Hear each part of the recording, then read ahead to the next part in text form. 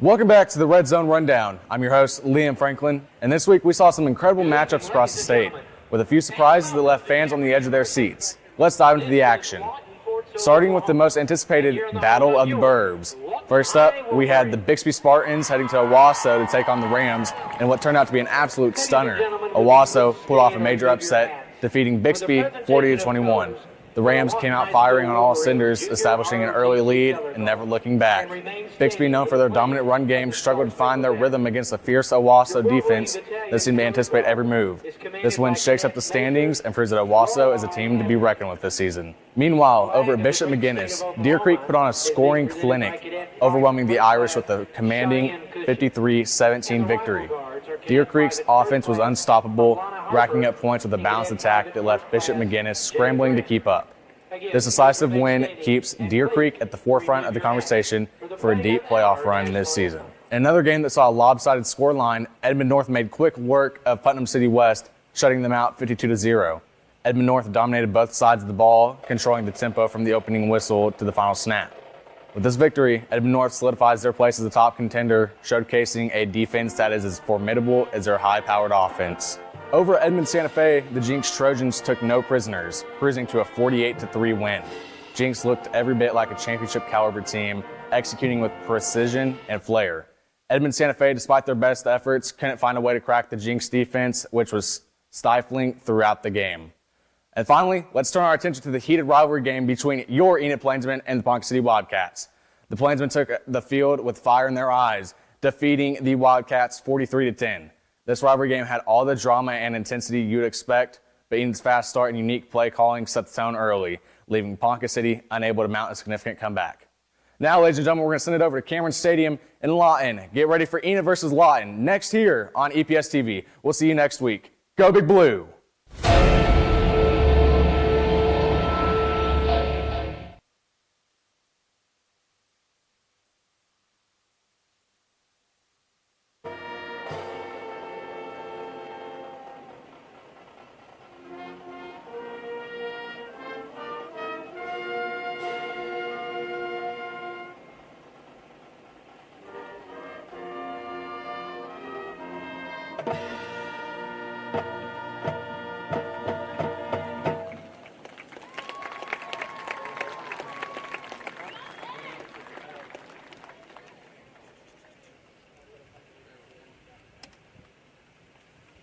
Welcome back to EPS TV. We're live from Cameron Stadium in Lawton, Oklahoma for Enid's 2024 opening of Thursday Night Lights. I'm your host, Liam Franklin, joined by my co-host, Carson LaRue.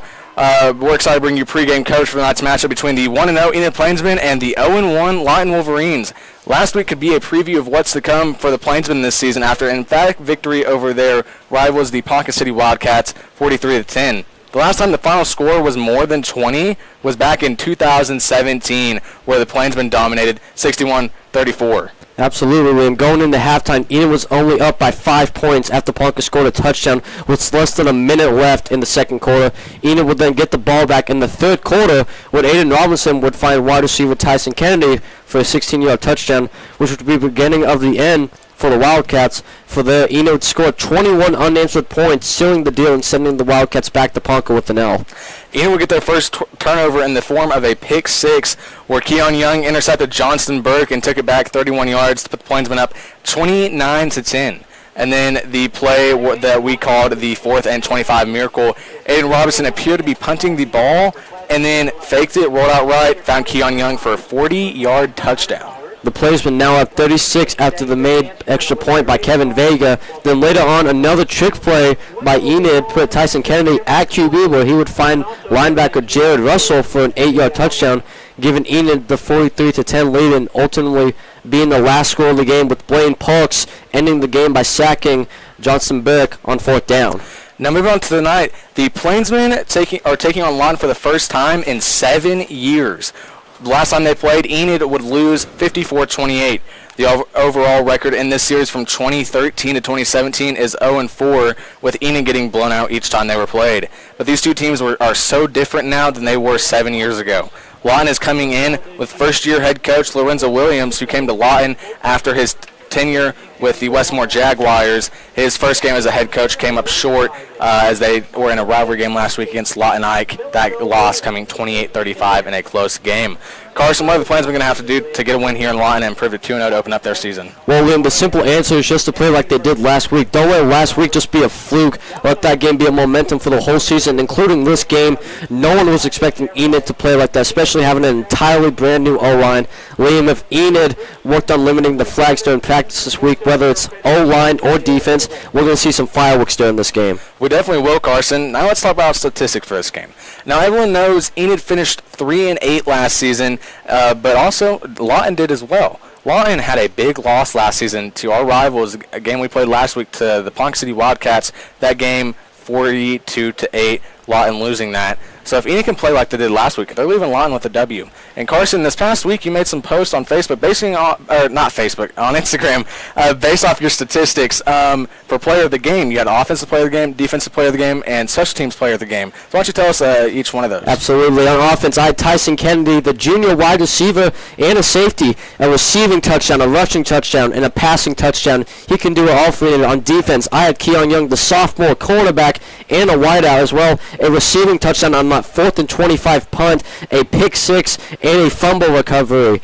As well in special teams, I had the sophomore Kevin Vega, 4 out of 4 for the extra point, and he made a 25-yarder after a flag. Yeah, what a week for those three players. TK definitely showed up last week playing QB as well. Yeah, absolutely. Also, as wide receiver, Coach Condor with some unique formations. You know we're going to see some of those tonight as well. Oh, absolutely. You think that this time, since they didn't use Blake Fuka, the star running back of this team, they're going to use him way more now. Yeah. When I was doing the offense, I was always thinking it could be Aiden Robinson because he had an amazing game. I believe over 200 passing yards, 3 touchdowns, 1 to Keon, and I believe 2 to TK. Yeah, as you'd mentioned, they didn't use Blake Fuka that much last week. And so this week, because last week they focused mainly on the air. They were attacking through the air. So this week they're probably going to be looking to use Blake Fuka so they can get this 2-0 win, or put them on 2-0 for the season, and then have them steamrolling with momentum going back to Selby next Friday against Stillwater. And you can tell the defense today, it's going to be big. The front three, Lucas Sears, the defensive end, Jarrett Russell, the other defensive end, and the nose guard, Gustavo Ventero. The outside linebacker, Brady Bierschmidt. Will linebacker, Holden Boyle. Middle linebacker, Drayden Russell, and Sam, and I believe the captain of this team, Maddox Hayes. All of these guys are seniors, so you know this year they're going to give it their all, especially in a game like this. Lawton used to be 6A, but they moved back down to 5A. Yeah, after some district realignment this season, Lawton had moved down to 5A, so this is 6A versus 5A tonight. Which is also out of district game. If you missed it last week, we kind of broke that down. Last week's game against Ponca, this week's game against Lawton, and next week's game against Stillwater are all out of district games. So those do not count. What that means is it does not count to our district standing.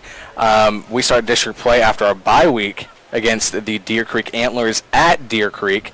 So it's going to be interesting to see how the Plainsmen can do next week, because we know Stillwater's going to be a tough game. 6A2 state runner-ups last year to Muskogee, 26-28. 6A2 state champions the year before. Oh, absolutely, Liam. You know, Stillwater, top of their game. Mm-hmm. They have some big recruits as well. I believe, actually, they have a 3-star tackle. They have a 3-star tight end as well. I believe he's committed to Oklahoma State. Their defense, number 1, I believe, in 6A1, or 6A2, excuse me. So if Enid wants to win that game with how they played against Ponca City, they're going to have to bring it their all. They're going to have to use TK at QB again, which is unnatural to see a wide receiver at QB and then putting 3 tight ends. You put Lucas Sears and then you put a halfback as well as some middle linebackers. Yeah, well, you know, last week as well, we got to a point in the game where we could sub in the backups. We saw the debut of Enid backup quarterback Zarek Slater, and also out there was Lane Slater as well. Unfortunately, we weren't able to see kind of a dynamic duo there due to it being so late in the game. But they could be a deadly duo coming up. I believe Zarek Slater is a junior, and Lane Slater might be a junior as well. Don't quote me on that. I'm pretty sure. So next year they could be a deadly duo if Zarek Slater takes over as quarterback. Oh, absolutely. And you know the special teams game is good. Kevin Vega, the sophomore kicker, He went 4 for 4, a 25-yarder, as well as punt returner Tyson Kennedy. If not for a flag, would have been a punt return touchdown, which I believe would have been Enid's first of the year. Yeah. And there was a lot that happened that game. Could have been a big blow. It was a big blowout, but it could have been more.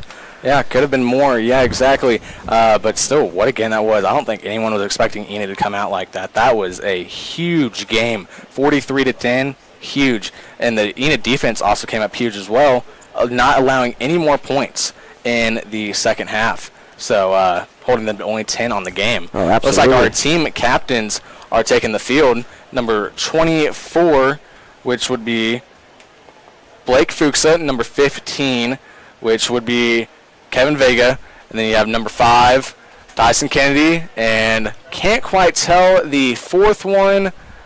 See him in just a second. It'll be Zaire Allen. So almost the same 4, if not the same 4 as last week, I believe. It kind of surprised me. Aiden Robinson is not a captain after the game he had last week. Yeah, he had a great game last week. Well, speaking of captains, let me look at Lawton's captains. Number 55. Number 55, that is John Brock. And then you have number 5, Perry Graves. Number 6, which would be, if we follow on this roster, Marcus Rucker, quarterback. And then number 4, the QB, Nathan Hezipta. And excuse us if we are pronouncing that name wrong. And looks like Lawton is going to receive Enid the first to the second half. So we're going to see Lawton offense on first. Oh yeah. Well, last week I believe it was a close game against Lawton. It was Lawton Ike. Yeah. Oh yes, it was a close game. 28-35 final score in Lorenzo Williams' head coach debut. Yes, I believe a 10-year at Westmore. As soon as he left, Westmore lost a lot of guys. Transferred over to Moore, I believe. Well, something we missed in Red Zone Rundown, I missed in the Red Zone Rundown, was the Moore War game. Moore blew out Westmore 35-3. That's huge, and that's a huge momentum booster for the Lions going into the season with a new district as well. As Enid, Moore, Bixby, and Jinx are the only returning 4 teams from the 6A1 district last year, where we had Norman North, Southmore, Broken Arrow, and Westmore. All 4 of those teams dropped, and we welcomed Deer Creek, Edmond North, Norman, and there's one other team. Can't quite think of it, but so it's an interesting district this year. Going to be pretty tough. If people forgot, though, Bixby blown out by Owasso. Checking the ratings, Owasso is now number 1. When was the last time we saw Bixby not number 1? Yeah, I mean, it's been a long time. I mean, they had that loss to Jinx in 2022, but they had the winning streak start up again in 2023, or in the 2022 postseason, they had it start back up. 2023, won every single game, then even won the state championship. This year, they start off with a big loss. Oh, absolutely. That's a huge upset.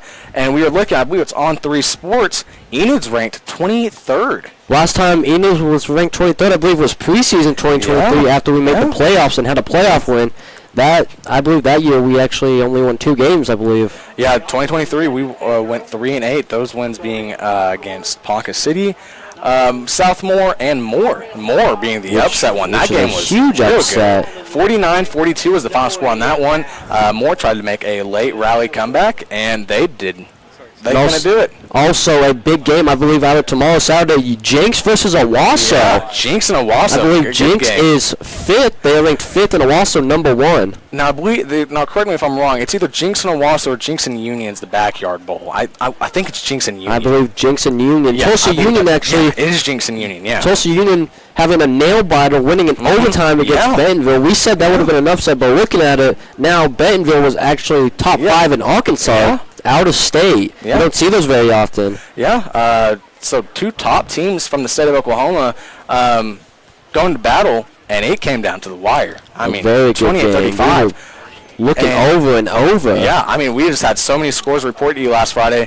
Unfortunately, we won't have any scores report to you tonight. We are the only 6A1 game on this. We do have, if anyone wants to know, an NFL game is on tonight. Yeah. The Chiefs and the Ravens at 7:20, I believe. Yeah. That would be a good game. Derrick Henry now with the Ravens. Yeah, And you got Patrick Mahomes against Lamar Jackson. Isn't that's a rematch of AFC? That is a rematch. Last year, the Chiefs ended up winning. And speaking of teams, out comes Lawton now. Yeah, Lawton Wolverines taking their home field.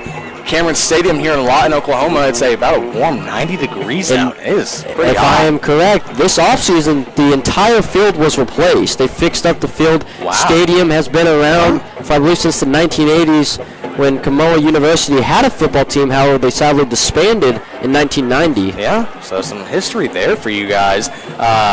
Plainsmen taking the field now. Plainsmen starting. We should see the same starting lineup as it was last week. Well, right tackle, though. Quarterback. I have heard at right tackle, though, Lucas Sears will be starting over Levi Tribble. That is right. And also a injury that I have heard, Anthony Herrera, looks like he might have a shoulder injury, so he might be out, which he is the backup linebacker to Jared Russell, the middle linebacker. Big loss for the Plainsmen. And then Holden Below, correct me if I'm saying his last name wrong, but suffered a little injury during practice, so he might be limited today. So you might see some Morgan Reed, the backup linebacker, the senior.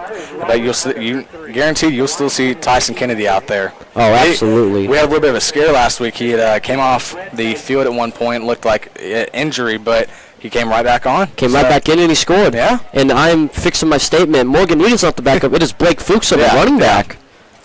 Yeah. So it'll be interesting to see him start at defense.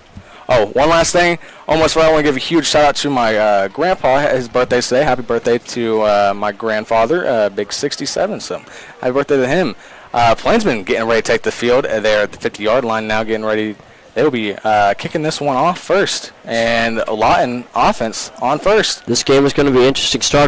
Possibly starting out 2-0, a lot of momentum. You somehow beat Stillwater. You're 3-0 now. I do know. What is it? It is 2 district wins? At least, from what I've seen, at least 2 district wins for a playoff spot.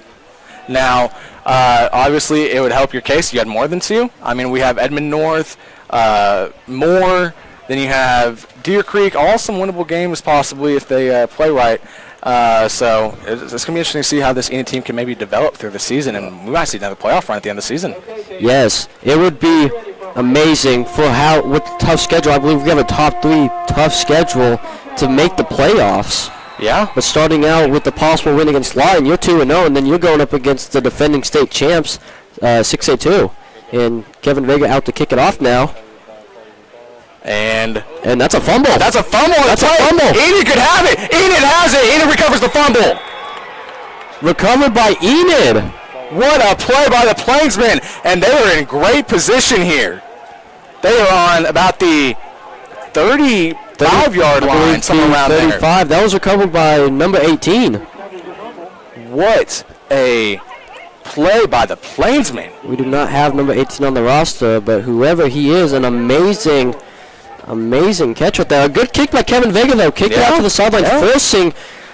I'm surprised Lawton didn't let that go out of bounds. I would have put them up to the 30.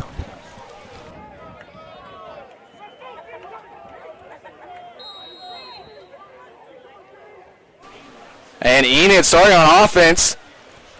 A-Rob steps back. Hands it off to Zaire. TK has it. What a trick play, and it won't go too far. Gain about 3 yards on the play. I believe that was actually a gain about 4 yards right there. He started fighting his way. I'm sorry, folks, but I am not seeing number 18 on the roster. But whoever that was, an amazing recovery. Yeah. Started running for that. For the Plainsmen. That was a little 28 on the clock now. A little trick play right there. I believe it was to Zaire, then back to Tyson Kennedy. And number 17, Desmond Mills said he is an underrated last week. He had a pretty good game.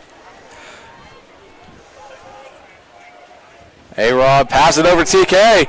TK has an opening. First down, Enid. Out of bounds. The clock will stop at 11:07. That was a great block by Zaire Allen. Amazing. What a start to this game for the Plainsmen. First fumble recovery. Looking to score first. Play of the game, and it is a fumble. So we've seen a pick 6 and a fumble recovery within the last week. So hands off to Fuka. Fuka had a little bit of room, gained about 2 or 3 on the play.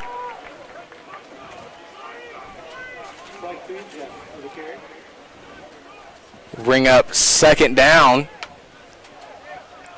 I wish I could see number 18 on the roster, but I am not. Whoever it is, an amazing fumble recovery. Yeah. Robinson steps back, finds TK again, has a little open room, and Lawton takes him down. But we do have a flag at the 20-yard line. So we're going to see what the officials say here.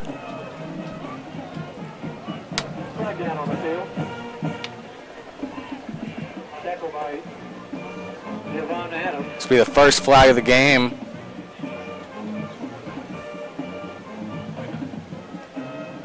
So it will be against the Plainsmen. I believe that was holding on number 10, Drayden Russell, the backup halfback behind Blaine Parks. We saw a lot of flags last week. We don't want to repeat that again this week. We don't. The offense has cleaned up their mistakes a little bit, and last week saw quite a few flags, just stupid mistakes by the defense or by the offense, and has an opening and dropped. Barely overthrown. Overthrew Drayden Russell right there.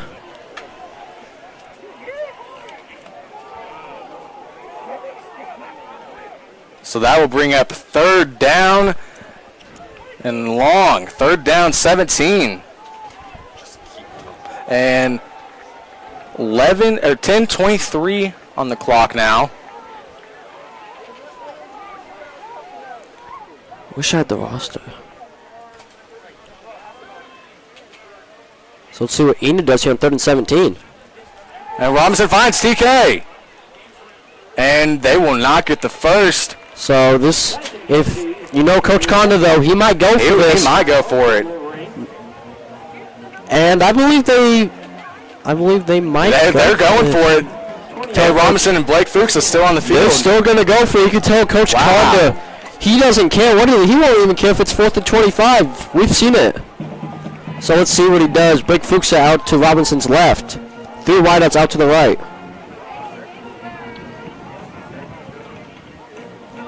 Even if they're unsuccessful on this, Lawton's still backed up pretty far almost into their own end zone. Robinson looking over at his coach, and I believe a timeout called by Enid. So they will be sending the special teams unit on. So this looks to be about a 20-yarder for Kevin Vega. I believe the offense is going to stay out there. Wow. But we will just have to see, though. Don't take my word for it. That would be huge. Do I have a photo on here?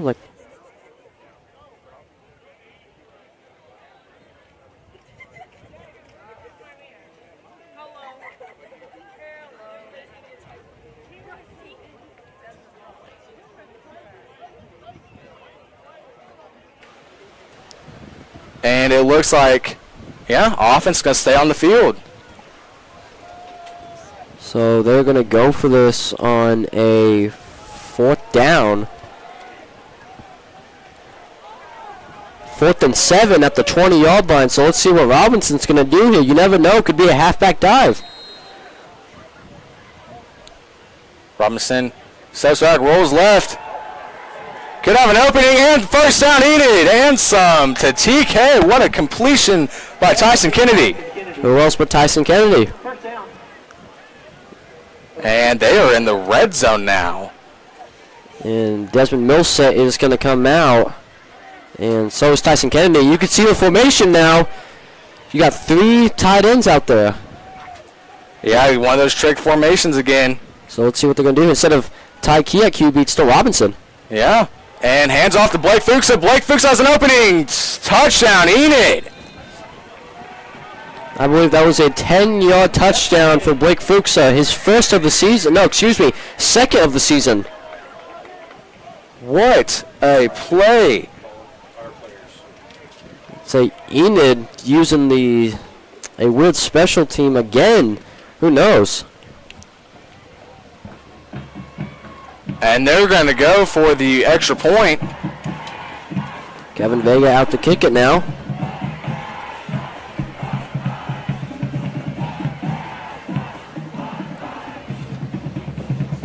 And his first kick of the night is good. 7 points on the board for the Plainsmen. Lawton down by 1 possession. They're going to have to respond back here. Can't let Plainsmen run away with this. First 3 minutes of the game, first play of the game, you already had a fumble. It took Enid, I believe, 6 plays to make it to the end zone. Yeah. It took them a little bit on that 4th down. They got lucky, kind of caught the Lawton defense off guard, and ultimately used Blake Fuka, got in the end zone, touchdown Enid.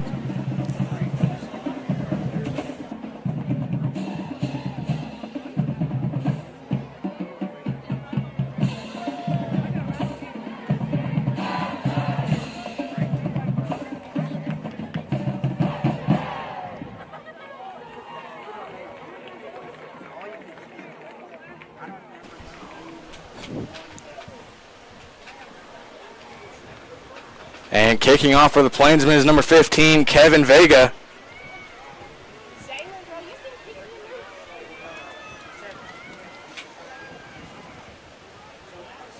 Shout out to our volleyball team. Yeah. 2 nights ago, defeating Big the Chisholm Longhorns. Yeah, big win.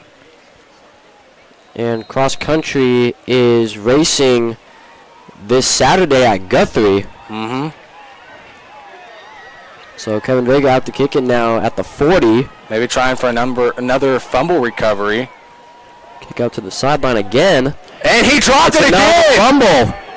This time it's picked back up. And he's going to get taken down. What another kickoff mistake by the Wolverines. And so that's going to push them back to about their own 20. That is 2 fumbles now. Not good for the Wolverines. Not starting off with a great start tonight.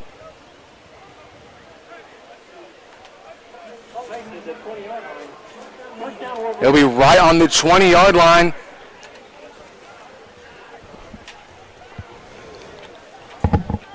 And now it'll be Hizita for quarterback at Lawton. It is Nathan Hasbata. Excuse me if I'm saying that wrong. So let's see what he can do here. Get his team on the board. They desperately need to be. And they desperately need to get some points. False start. Let's see what's on.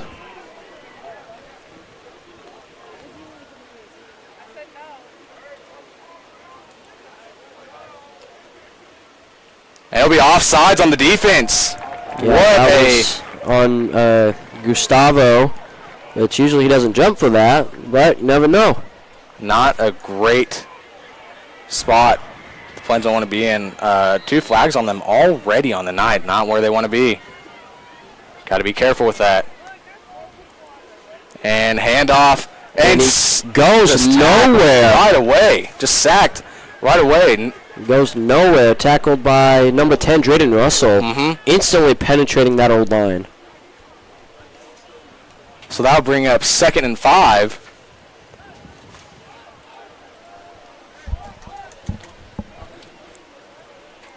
So let's see now what Nathan is going to do here. Motions a man outright.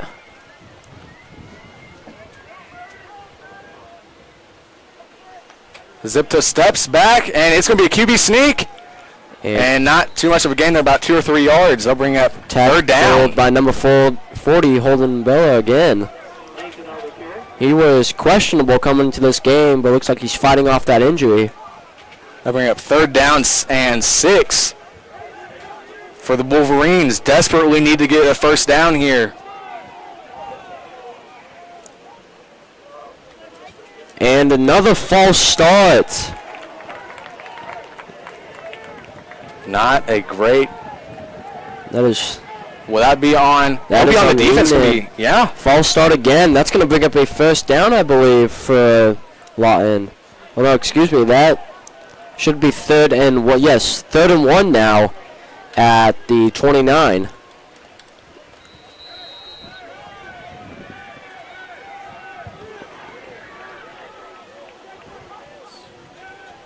And let's see.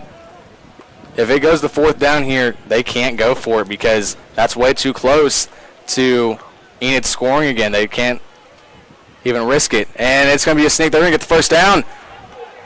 Gain of about 4 or 5. And just taken down by almost the whole Enid defense. Just a sea of Plainsmen. Just great blockers right there for Lawton, though. Able to help him get the 1st down. That was Number 0, I believe that was Nathan Jones. You can see 2 wideouts and a running back to Nathan's left. And another false start again. Wow. So let's see what's going to be on this time. On Enid again. Wow, that's the 3rd straight. 3 in a row. That's not good. No, it's helping Lawton out though. Yeah, and ultimately Lawton could score off of this if Enid's not careful and doesn't stay out of flag trouble. They're at their own 41 right now. Steps back, and another flag on the play. It's going to be on Enid again. That would be 4 straight. Plainsmen have to clean this up. No, false start on the Offensive line, I believe. Yeah. So that's going to move them back 5.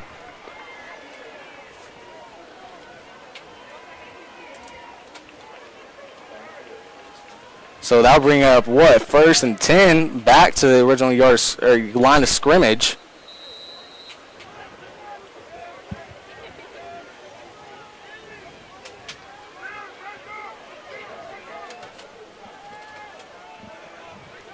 Motions a man out right. Zipta hands it off. Has a little bit of an opening there. Gain of about 6 or 7 on the play, brings up 2nd down. Tackled by Drayden Russell and Jesse Panett, the starting cornerback and middle linebacker. 2nd down and 3 coming up next.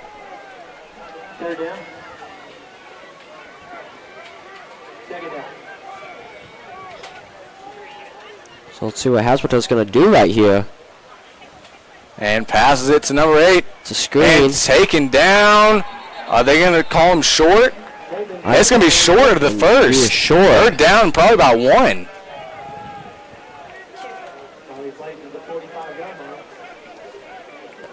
In comes in number 89, Colt Newman. 3rd and 2 now. With 6:38 on the clock.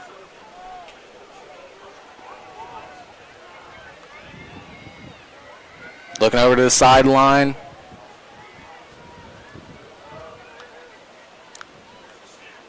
Hands off and just Runs into a brick wall. Immediately. 4th down. Plainsmen about to be back on offense. Tackled by Jesse again.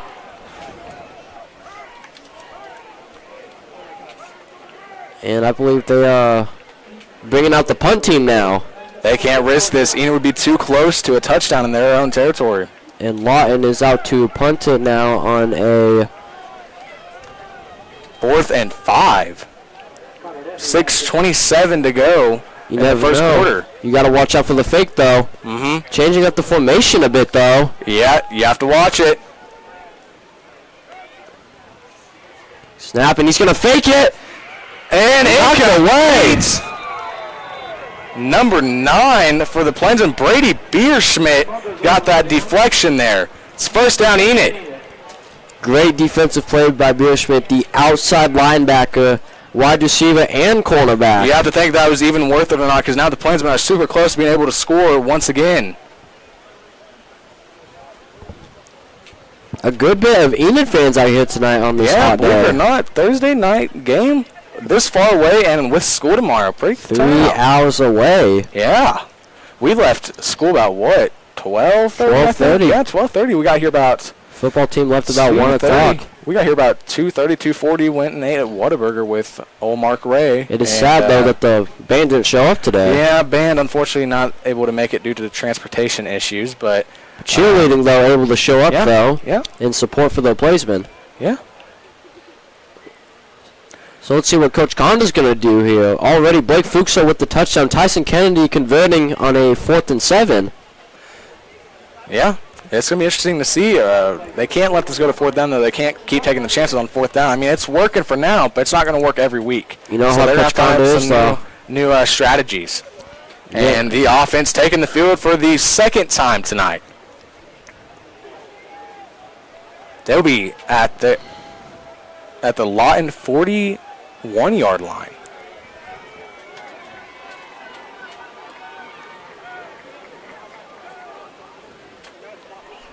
You have to imagine Aiden Robinson's going to be taken to the air on this one. Going to try to make quick work of this possession. See if we'll try to do a little play action right here. It's been working. Hands it off Blake Fuka. Fuka has an open cut up, and he might be going. Taken down just at about the 20. A big gain right there, about a 20-yard gain right there for Fuka. 21, actually. So I believe that is his longest run of the season. What a play by Blake Fuka. We talked about in the intro that they're likely going to be taking Blake Fuka more tonight. It was just an amazing cut up right there. The O-line helping him out. And pass to Tyson Kennedy. Kennedy has a little bit of an opening. And he gets the first plus some. That's going to be down at about the 6-yard line. First same goal, I believe, now for Enid. Little screen right there. Good blocking by Zaire Allen. A big wideout. I believe he's in basketball as well. Yeah. Tyson Kennedy, a very underrated wideout. First and goal now. 8 yards to go to the end zone. See what Robinson's going to do here. Hands off to Blake Fuka. Gets... Oh, broke it. Touchdown. And that's a touchdown for Fuka. Second one of the night. 2 touchdowns for Blake Fuka. Right now, he's making a name for himself. Keeps What playing a play by the Plainsmen. Keeps playing like this tonight, and he'll be Offensive Player of the Week. Yeah.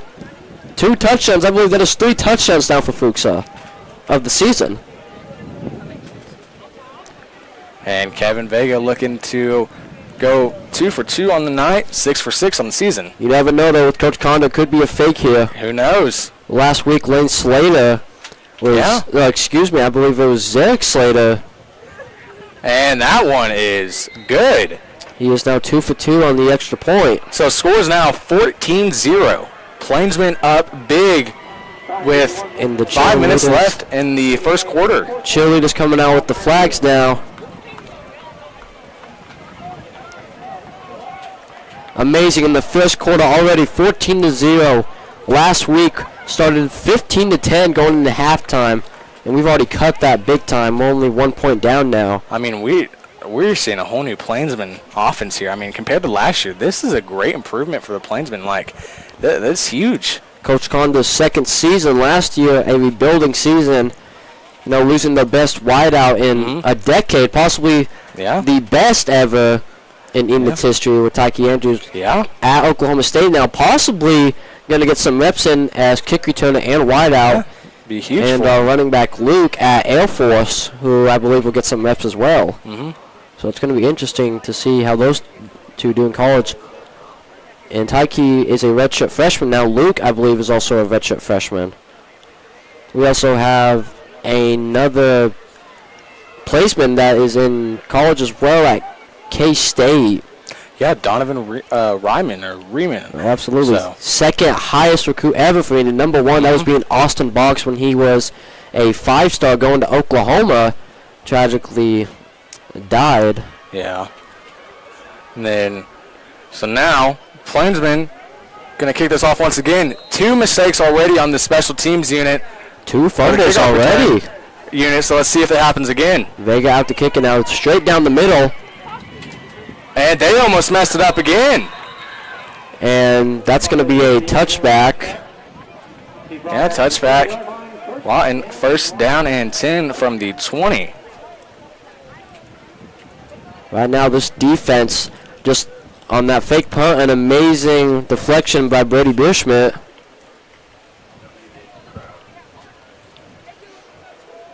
And out comes the Lawton offense now.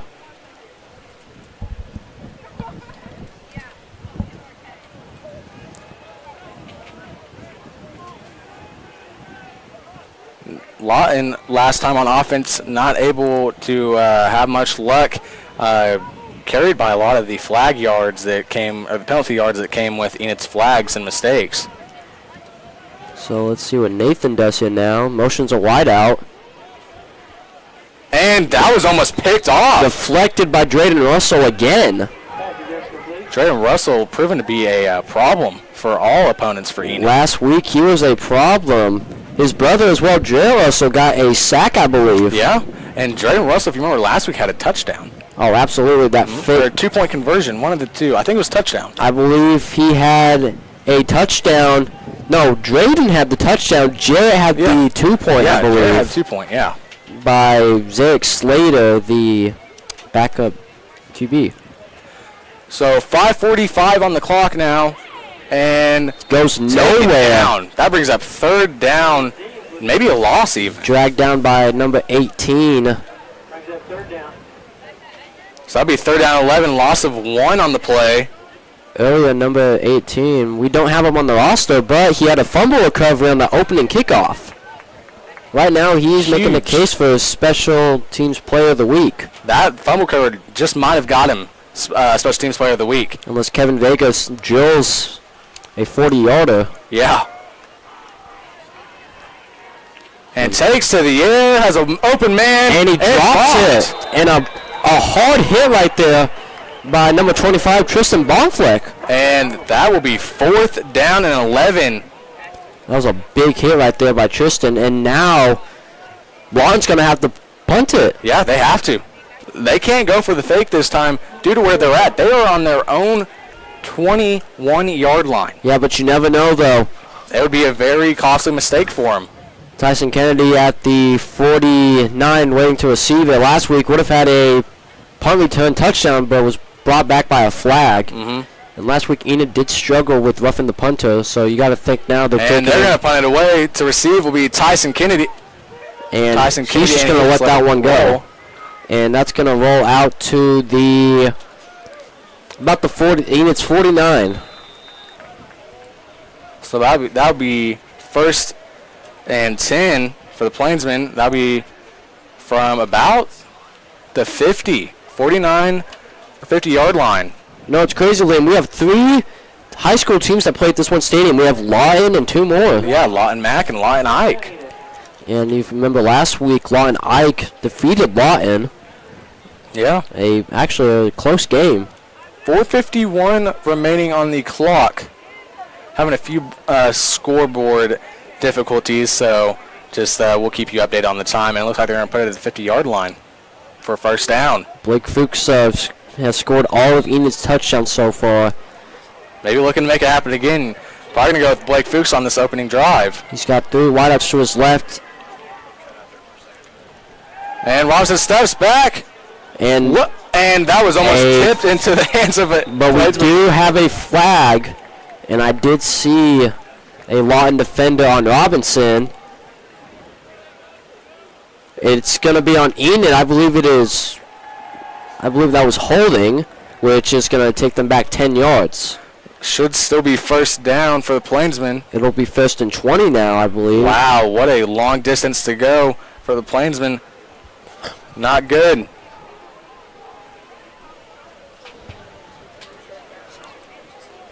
That one was nearly picked, though, so luckily. Seemed like, though, he was looking for Kennedy, but it got hit a bit. Looked like it got tipped. Yeah. So first and 20 coming up. 2 wideouts to his right, 2 to his left. And hand off to Fuka. Good gain there of about 5. Up to the 46, it looks like. But they're going to mark it at the, around the 46. So about a gain of 6 on the play. Second down and 14 coming up.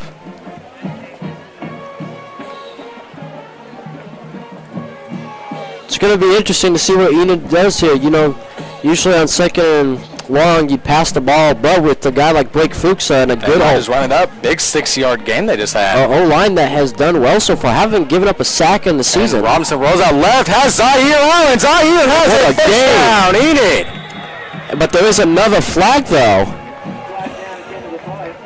So let's see what this was going to be on. This would could be a costly flag with it.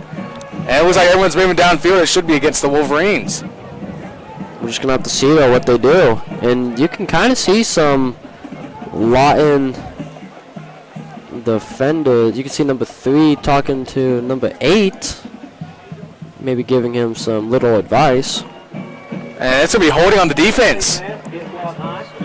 Face mask on the defense, my apologies. Which would give them about 10 yards. So that's going to be first and 10 from about the 20. A big pickup right there by Zaire Allen.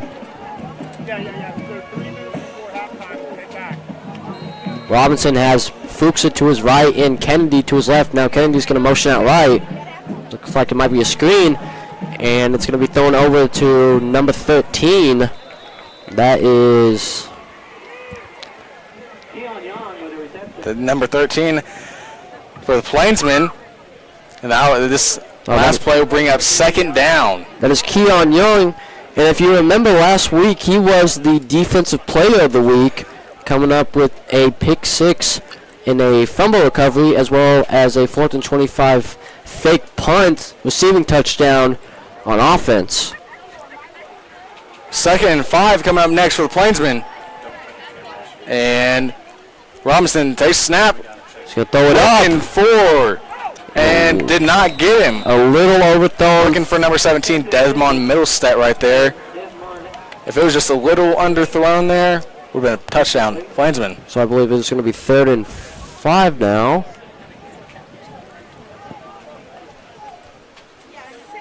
Third and 5 now, big 3rd down coming up.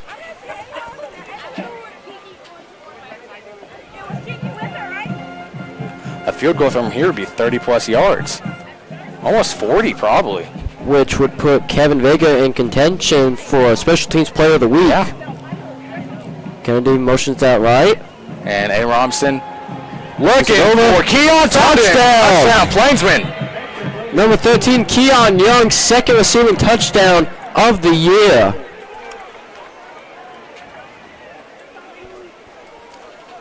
And what a performance by the Plainsmen so far.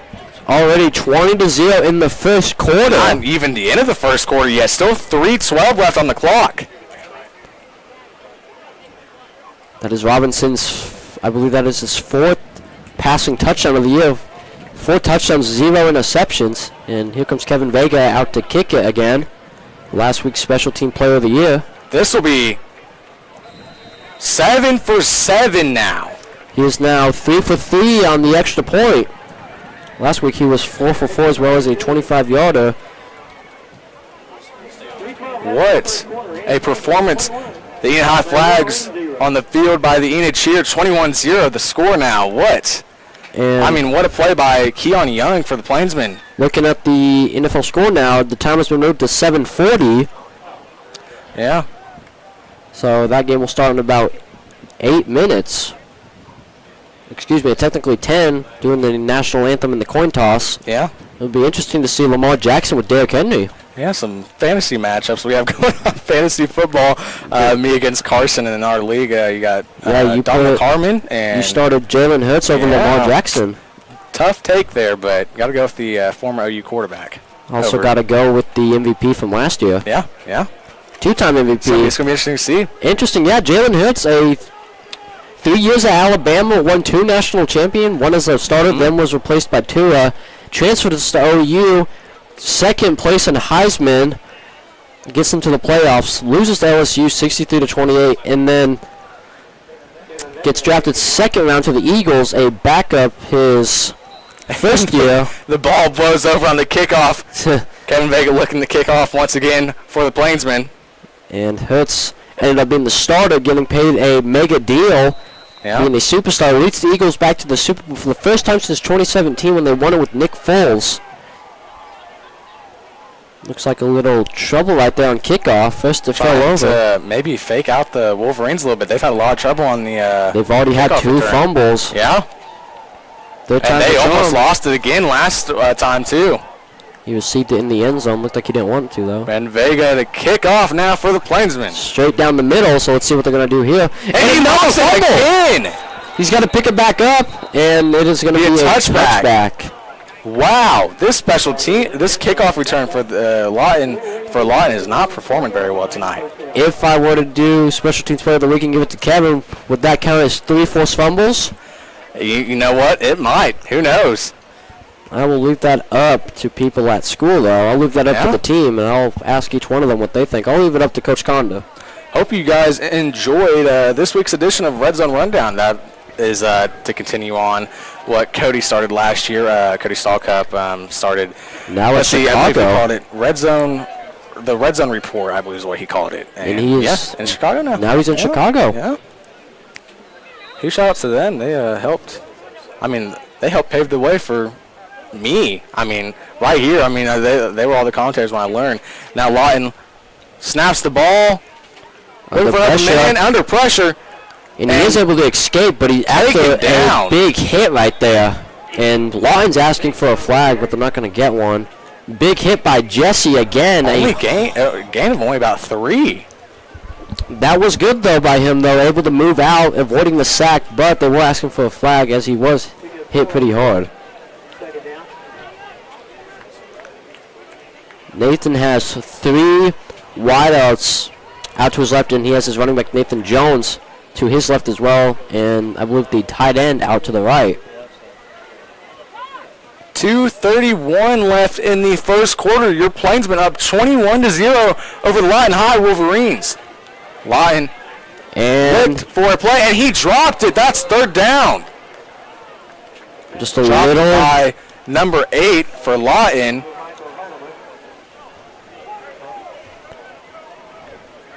Not a great play there.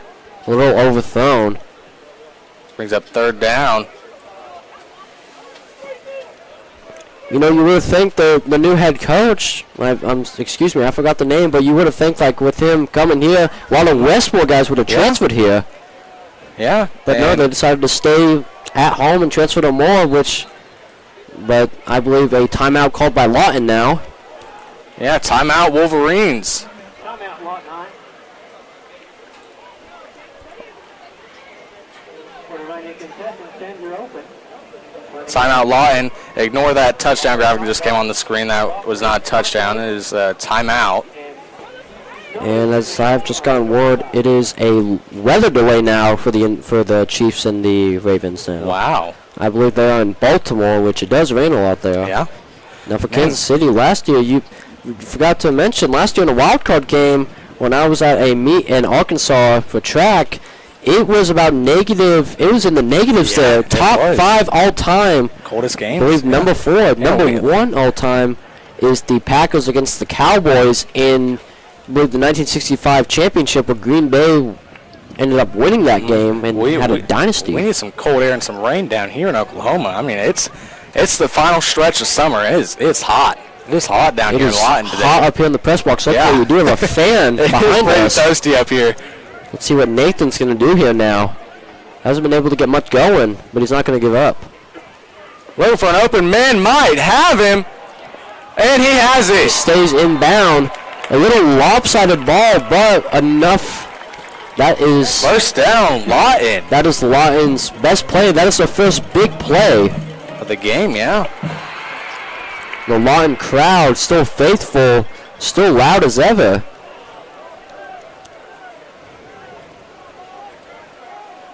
It's going to be interesting to see what they do now. They have a weird formation. They got 3 wideouts to the left, running back in front. Excuse me, that is a tight end. And then they have another wideout to the right. And QB sneak goes nowhere. Through it. Big sack by the Plainsmen defense. That'll bring up 2nd and about 13 or 14. Taken down by Jordan Russell and number 54.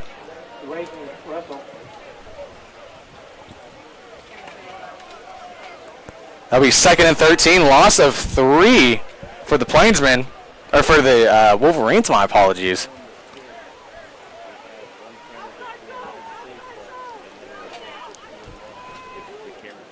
And, yeah, Dom Harmon out there. Oh, a little trickery right there, but there's a flag.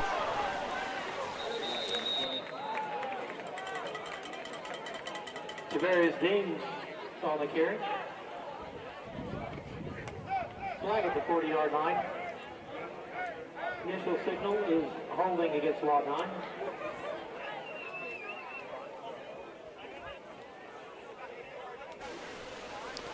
So we're going to see what the officials do here now. You can see the Lawton head coach. Looks like he doesn't agree with the call, so it will be against the Wolverines. Wow. Might have been a blindside block, which I believe that's going to take them back 10 yards. Might have been holding. So that's going to bring up 2nd and 23.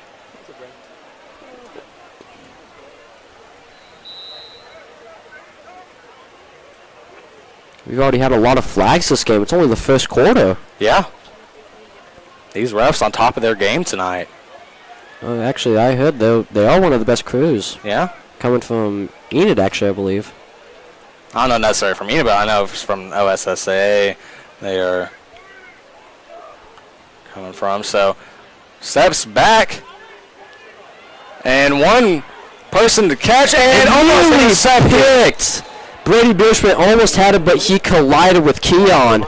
Yeah, if it wasn't for that collision, interception Enid would have the ball back, looking to go up 28-0 before the end of the first quarter. That would have been Enid's second pick of the year. Only one. To put in perspective for you guys how big this game is starting off so far, Enid was only up 15-10 at halftime. 21 points in the first quarter.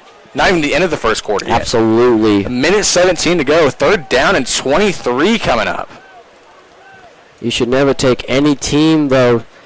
You should never underestimate any team, though. Underestimate. There's still plenty of football left to play. Steps back. And he's sacked! Wow. Big sack by the Plainsmen. Number 89, Colt Newman. Nothing working for Lawton here tonight. Colt Newman actually is going to wrestle this year. Wow. Yeah, I believe he was undefeated in middle school. So they are backed up pretty far. If the Plainsmen could get a blocked punt. Yeah, they could get a blocked punt. It's going to the house. 4th and 32 now. They had one last week, actually. Yeah. Well, they also tried a lot of times, but ended up being a few penalties called against them. So you know that and here they have to punt it now, and took them a while. Almost looked like they tried to fake it there.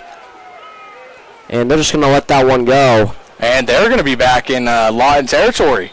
I believe that was the 48-yard line. Yeah, about the 40, middle of the 48, 47, so they're going to mark it down at the 48.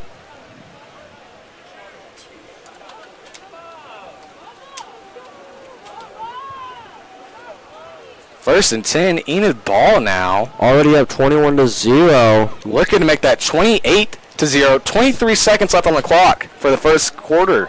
You already have 2 touchdowns by Blake Fuka, and you have the next one from Robinson to Keon. Yeah, I keep wanting to say first half, but it's not even in the first quarter. No, it's not even close to the end. Yeah, not even. Still another 12 minutes to play. In comes number 85, Blaine Parks. Robinson steps back. And a little overthrown there, looking for Zaire Allen. So that'll bring up 2nd down and 10 for the Plainsmen. Looking down at the field, though, it does look like Levi Trimble is in today. Our apologies on that one. We thought that he was going to be out today. That's what we were told. However, though, Levi is still a good right tackle, though, for Enid. He hasn't given up a sack at all. I don't think he's given up a pressure this season. He's also a wrestler. He was heavyweight, but he's bumping down. And Robinson passed to TK. TK has some running room. First down, Enid. First down at about the 32-yard line. Plainsmen in a good spot to score again. 11 seconds on the clock now. Clock is stopped. Enid's probably going to want to snap this real quick.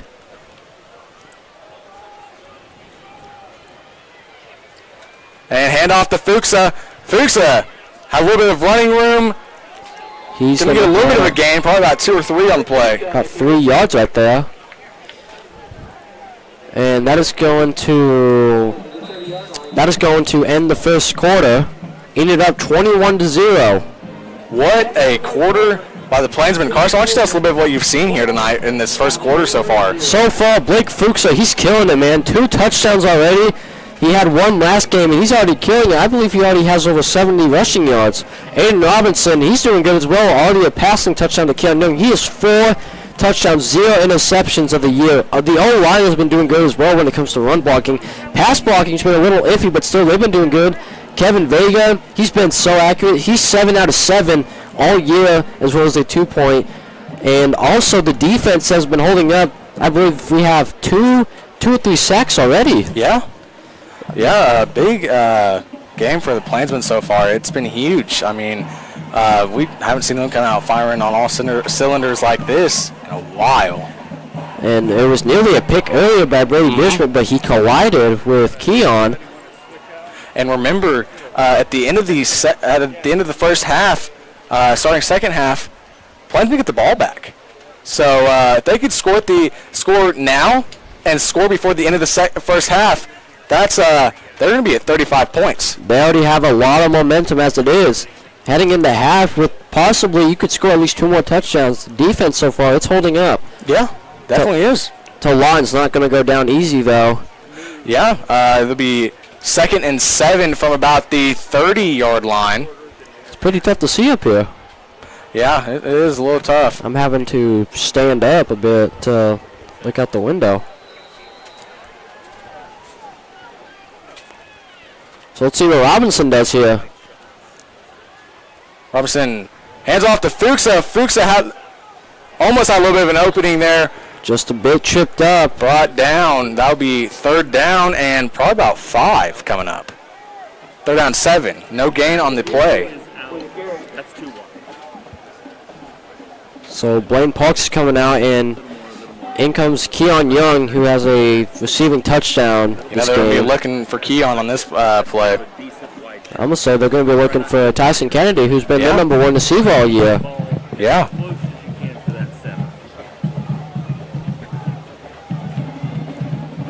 Two wideouts to his left, 2 to his right, and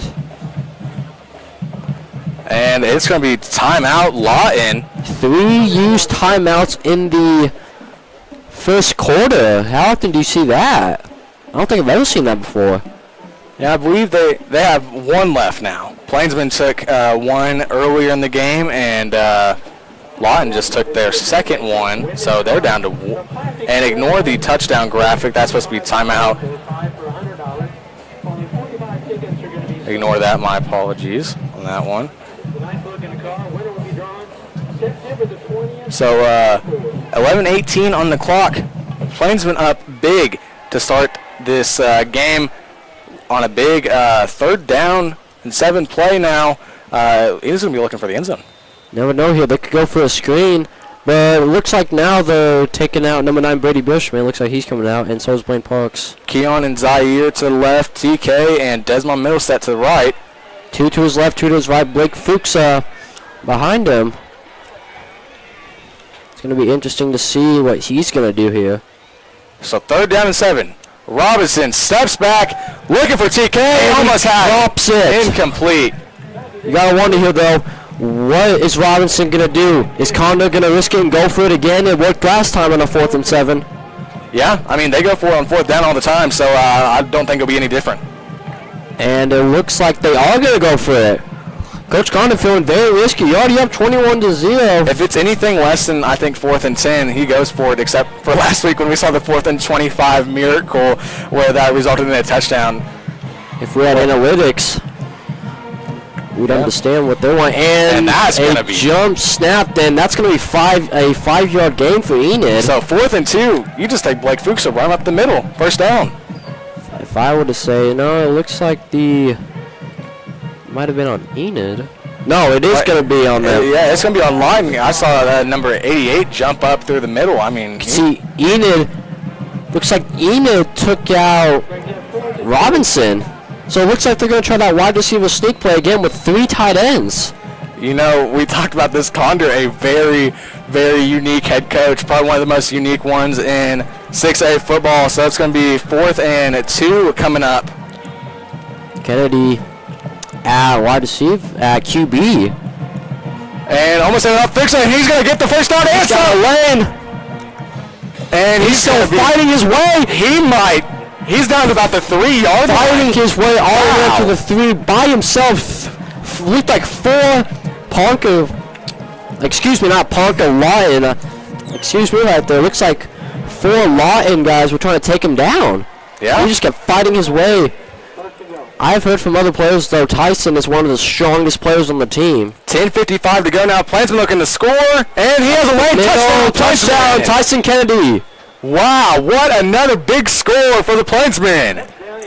Rushing touchdown, a 3-yard touchdown now. 27-0 already in the second quarter. Wow. This is a blowout already. We're not even halfway through. I told you, Carson, if they can score now and score before the end of first half and get it back at the beginning of the second half, this game could be gone. I mean, it's starting to inch further away, but this could be even more gone if they can score again after the first half. It's going to be tough for me to figure out who's going to be offensive player of the week. It's already tough for me now. I understand Blake Fuka already has 2 touchdowns, but if Tyson Kennedy. And that one's good. 8 for 8 on the season now is Kevin Vega. Right now, though, I'm still arguing that whoever number 18 is, when I figure out his name, he's going to be Special Teams Player of the Week with that fumble recovery. And the EHS flags taking the field. That whole drive culminated with Tyson Kennedy getting that big defensive or big offensive push. Did the QB sneak? They put him in for QB. Did a sneak up the middle, and they were getting him down, but he just kept pushing. Got to the 3-yard line, dug right up the middle, touchdown Enid. I heard he squats about over 300 pounds, Wow. which is kind of unheard of for a wideout. Yeah. And some updates for the NFL now, as the Ravens and Chiefs have started in the first quarter.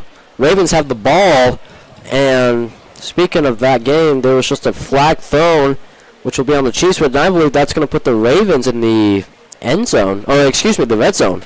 Wow. Yeah, Game going there for the NFL. Last time these teams faced off, the Ravens were the favorites, but Patrick Mahomes and Travis Kelce. Now, do you mean the Ravens were the favorites, or the Ravens were the favorites that everyone wanted to win? They were favorites in general. If you looked at it, they were favorites by 5 points. Yeah. But however, though, Zay Flowers fumbling it in the end zone cost them big time. Well, here we go on another kickoff. Lawton looking on. They're back on kickoff return. We've seen a few issues on their kickoff return so far. 4 in a row. They've had issues. 3 fumbles. 3 out of 4 already, and Kevin Vega out to kick it again. So let's see if they fix their mistakes, or if they're going to drop it again. This time he does receive it, though. Chased down. And he broke away. He might have an opening to 40. Trying to catch him down. 40, gone. 20, 10, touchdown, run high. And he is gone. Broke off. That is number 2. That could be a momentum starter for the Wolverines. Tavarius Deans, the wide receiver. Lawton coming out with the flags now. You know what? Just poke a little fun here. I'm going to blame this one on Landon Collins. He just texted me, let's go, about the game. And right after that happened, kickoff return touchdown for the Wolverines. Yeah, I think Landon, you take all the blame right there. Huge shout out to Landon. He's with K-Rev Sports now. I think if you saw that, they want to be happy. So Landon Collins calling K-Ref games now for Norman High. And that kick is good. 7 points for the Wolverines. Connor Duffy, the punter and the kicker. So score now, 28-7. Wolverines may be mounting some momentum here. Plainsmen are going to be looking to bounce back, make this game 35-7. From that, when we were calling that OU game last week, though, we had some injuries as Braden Hickman, the SMU transfer, was out for the game, or he came back in, but he is questionable for next week. And then right tackle Jake Taylor, who also got hurt, but he came back in. And starting wide receiver Jalil Farouk broke his foot, and he's out for 6 to 8 weeks. He will not be back until the LSU game. Big loss. But here comes kickoff now. Kickoff has not changed off the scoreboard. The kickoff return touchdown now. Kickoff Lawton. First time Enid's going to be receiving today with. Yeah, that's huge. Tyson Kennedy in the back, Zaire Allen, and Blake Fuka. Yeah, number 24, Blake Fuka. Kennedy, a very underrated return man. Mm-hmm. Would have had a punt return, which would have. Could you imagine if we see a back-to-back kickoff return? Enid just matches the score right back. That would be huge. I saw a back-to-back once in college. I believe it was Notre Dame against Clemson. Wow, what a Those two have they're a going to Clemson. Yeah. Clemson, though, has fallen off a bit, though. Speaking of falling off, Florida State, they were number 10, and they're 0-2. Big kickoff by the Wolverines going straight to Zaire Allen. He's got blocker. He's got Kennedy in front. Little bit of an opening, and a taken big out at about hit. the 36-yard line. Number 3, Avon Young getting all up in his face a bit, though. Saw some Lion trash a talking. little upset here about this game so far. Definitely probably not what they expected. But they're not going to give up, though. No, definitely not. So this will be first down and 10 for the Plainsmen. Start the drive. Score update, the Ravens are now in the red zone. A first down right there by Lamar Jackson. It will be interesting to see who's going to win the national championship this year with the first 12-team playoffs. I can't even give you a prediction on that. I mean, it's just so up in the air right now. It still is. I mean, this season, Robinson hands off to Fuka. Who's got a Fuka lane? the right side. Not taken down. Breaks off again. First down, out of bounds. 2 tackles break. 10-20 on the clock. That's another first down, Plainsmen. As you were saying, Liam, yeah, it's going to be interesting to see who's going to make it. Right now, OU, number 15, Oklahoma State, Number they're sitting at 16. They're led by Aldi Gordon, who is rated the number 1 running back, in my opinion. So it is Quinshawn Junkins, the running back at Ohio State, who is number 1 at Ole Miss. Now, though, Oklahoma State, one of the best run-blocking O-lines. So it's going to be interesting to see those two. Robinson looking, hands off Fuka on first down, and was managed to break the tackle. Gain of about 4 or 5 on the play, brings up second down. Up to the 50. So a little good play right there. Score update now. The Ravens have now scored. Looks like a little scramble by Lamar Jackson for a 3-yard touchdown, and Justin Tucker to kick it up, and it's good. 7-0 now. Coming up at halftime, I'm still pretty sure this is going on. Halftime interview with Info School Superintendent Dr. Dudley Darrow. A great interview with him last week. It was Florida real State great. fan. Yeah. Big Florida State. So Big it's going to Florida be State guy, huh? interesting to see how he takes it, you know. Florida State hasn't been 0-2 in a long time. And Fuka finds a lane. First down in Lawton territory now. You know, I wish we had something up here, some type of computer that could tell us the total yards that he's getting, because right now he's number 1 for me when it comes to Offensive Player of the Week. Fuka might take it this week. However, though, if Tyson Kennedy, though, can get some receiving yards. Yeah. Hand off to Fuka once again. Flag on the play.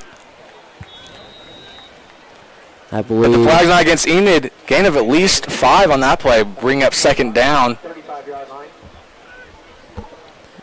Holding on the offense. That'll bring Enid back. Preliminary signal is holding against Enid. In comes in number 20, Lucas Carmona, the backup running back. Carmona, pretty good backup. We saw a little bit of him last week against Parker, and he had some pretty good runs. Still first down, but first and long now, first and 20, but they don't have any problems when it comes to being this far away. No, absolutely not. We've seen it on a 4th and 25 before. Connor does not care what it is. He'll go for it either way. So Carmona in the backup running back, taking out Fuka for a bit, giving him a little rest. Ran it 4 times in a row. So 9 minutes on the clock. Hand off to Carmona. Carmona found an opening. Give it about 6 yards right there. Yeah. Fighting his way, a little opener right there. So it'll be about 2nd and 14. 2nd and 12, my apologies.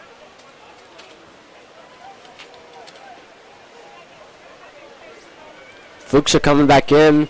Carmona coming back out, and Parks going out, and Fuka and Millset are coming in now. Excuse me. Number 13, Keon Young is coming back in, who's had a receiving touchdown. Very underrated wide receiver. Yeah. We don't talk about him enough. Actually, we do. Yeah, we do. Yeah. I was going to say, according to the huge run by Carmona, kind of cut off my sentence there, about 3rd down and 10. That one was by Fuka. It looks like they brought Fuka back in. Be about 3rd down and 11. Lawton is subbing out some people, bringing in a defensive tackle. See some arguing amongst the defense, though. Looks like they're a little bit confused. Robinson has 2 wideouts to his right, 2 to his left, Fuka to his right. We're going a little fast-paced right here. Robinson steps back, rolls right. And incomplete. So what's he going to do on this play? 4th and 11. 4th and 11, who knows, though. This time they might punt it just to be safe because, you know, it's 28-7. You never want to give Lawton some momentum right here. That kick return definitely gave them a lot. And it looks like, though, they're going to bring the punt team on. Are going to punt them now, bringing out number 84, Brody Mills. Robinson coming back out to punt it, as he is the punter. Mm-hmm. Plainsmen cannot lose their full head of steam here. I mean, they can't lose that momentum. They need to keep it up. See the offensive line. You saw that? Carson looks like we're going to go for another fake. Who knows, though? Depends. And it is. And he might have an opening. It's going deep. And picked off by Lawton. The 30, the 40. Might have an opening, taken down at about the 47-yard line. That was number 3, Avon Young, who had that hard hit against Keon Young earlier. So the last time we see, they're all flags on the field, so this could be taken back. Flags down around the 30. If it stands, though, that is Robinson's first interception of the season, and it is going to be on Lawton. Wow, what? That might have just saved the Plainsmen. No, I believe that still counts as an interception, but it is going to bring Lawton back, though, from where he was tackled. So, yes, it still counts as an interception for Young, which is Robinson's first pick of the season. He is now 4 for 1. A great attempt, though. 10 for Keon, but it was double coverage. He had number 84, Brody Mills, open, though. However, there was a safety back there, so I believe it was going to be picked off either way, though. Never know, though. Last week, though, Keon had an amazing play, though. So 1st and 10 coming up with 7:22 left on the clock. Motion to man out left. Finds an open man. Won't gain it too much, maybe 1 yard on the play. Tackled by number 35, Maddox Hayes, a hard hitter on this team. Also a track runner. Excuse me, he is a dish thrower, I believe.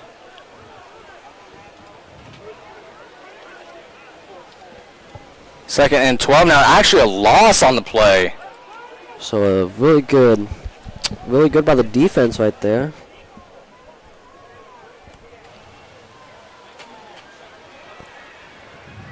Running back out to his left, tight end. It's going to be interesting to see what Nathan does here. Jones out to his left. And looking for a man, might have him down, and breaks 2 tackles. Finally taken down by the defense. That'll be a loss again. 3rd down. Number 18 taking them down, and number 9, Brady Bierschmidt. And I believe that'll actually be a gain on the play. 3rd down and 10.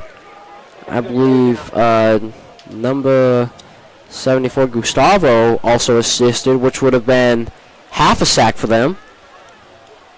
I believe play by Gustavo Renteria. I believe we have 3 sacks now today, though. Wow, what a performance by this defense so far. Just have to check, though. It's going to be a contender to see who's going to be Defensive Player of the Week. Coach Sears could be. He's very happy with this performance tonight, and that is a dropped pass. Lorenzo Williams on the sideline, not happy about that one. Intended for number 15, Seth Pierda. Excuse me if I said that wrong. So that'll bring up 4th down. Don't see Lawton going for it, but we've seen just a lot of random plays, a lot of unique plays, so we'll see. It's going to be interesting to see what they do here. They tried to fake a while ago, but that was knocked down by Brady Bierschmidt.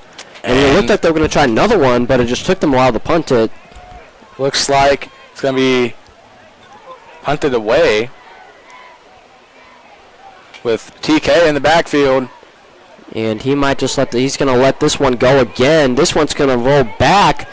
Good punt. All the way back to the about 29, 28-yard line. Looks about the 28. A good punt right there by Ponca. That was the punter, Connor Duffy, number 15.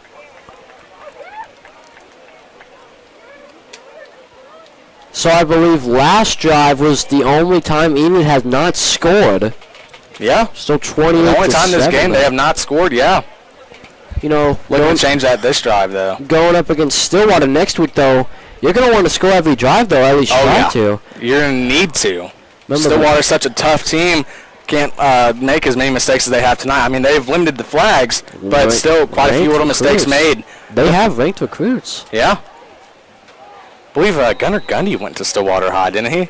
I believe so. Oh, absolutely. He went to Oklahoma State for a while. And Robinson hands off to Fuka. Fuka has a little bit of a run. He might be open, and he's gone. 40, the 30, the 20, 10, touchdown, Blake Fuka. I believe right there that just sealed it for him as Offensive Player of the Week. 3 touchdowns, over 100 yards. Wow, responds right back to Lawton. Whoever's keeping track of the yards, you better send me them. Yeah. Because I got a player. I got an Offensive Player of the Week to make. I don't have to worry about the photos or the touchdowns. I just need the yards. Yeah.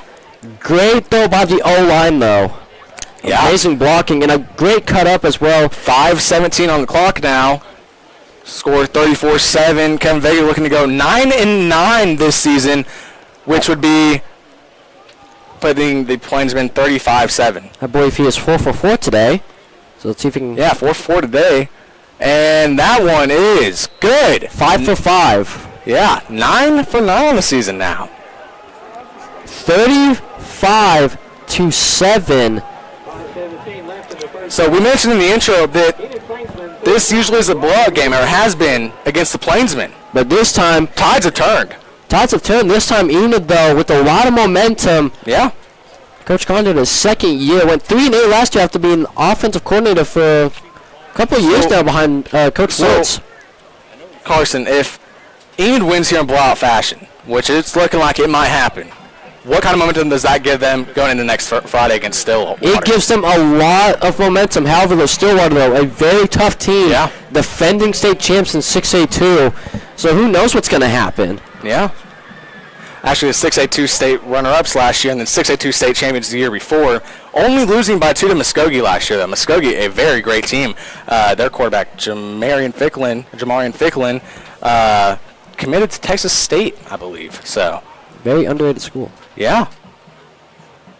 What was it this week? I believe it was Abilene Christian who almost upset at Texas Tech. That would have been a major upset. But we had other upsets. Montana State and FCS school beating New Mexico State. And then SMU nearly losing to Nevada, which would have been a huge upset. Yeah. Other upsets we've had so far, Georgia Tech beating Florida State. Involved in all of them. In my opinion, that was not an upset, though. Georgia Tech's very underrated. Yeah. And then Boston College defeating Florida State, which was another upset. And did not time. It has a wide open lane, and they might let him go back again. But he's not taken down.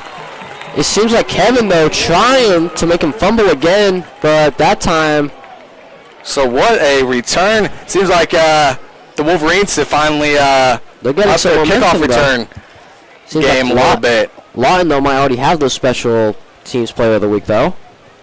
Me, though, I am still saying it is between Kevin and number 18. So you have your offensive player of the week. What are you looking at defense-wise? So far, defense-wise, it's looking to be Gustavo, as I believe he has a sack and a half, or you could make the case for Drayden Russell. Yeah, definitely could. But I'm going to have to look at the stats. Zipta steps back and might be sacked. Looking for an opening. Could be picked off. Intercepted. Tyson Kennedy. Actually, no. It was called by Lawton. Touchdown Wolverines. I did not expect that. I traded like Kennedy had it. I was just about to say, that made my case right now for Defensive Player of the Week. It looked like Enid had it. I mean, they started celebrating as well, and then looked like it was ripped out of his hands. I thought Kennedy had that. 5 minutes on the clock now. Lawton making short work of that drive. We may have ourselves a ball game tonight if Enid needs to take these and keep scoring. They can't go on a scoring drought. If they go on a scoring drought, Lawton will take advantage of that, and they will go right back, and they will tie this game up. Remember, though, this is the first defensive points that they have allowed. There's a flag, though, and looks to be on Parker, so that's going to drop him back. Yeah, it could be on Lawton, yeah. So looks like he's going to try to attempt a 15-yarder here. Oh, no, excuse me. Let's see. Looks to be about a 19-yarder he's going to try to attempt here. Connor Duffy, who is 1 for 1 today on the extra point. And he's going to try to kick this from the 15-yard line. So a 5-yard loss. So let's see if Duffy can hit this. Almost blocked. That one good. 2 for 2 today. 35-14. The score now here at Lawton. What a game we have, Carson. Oh, absolutely. However, though, this does make me a little bit worried, though. We were up 21-0, though, and we've allowed for. You could see one of the coaches down there for Enid not really happy with what's going on. Yeah, definitely not, because they need to work on their special kickoff. teams. Yeah, special teams. I could see what Kevin's doing, though. They can't keep going for that anymore. They have to kick it straight They have down to the make field. sure they can get Lawton down right away. I will not put that blame on Tyson Kennedy, though, because it looked like he had it right in his hands. It did. Our apologies for that one. From our perspective up here in the press box, it looked like it was right in his hands. We thought he was injured for a second. And then we saw the Lawton crew start just cheering and touchdown Lawton. So there were 3 Enid guys around him as well. So yeah. I'll give it a pretty good catch for Lawton.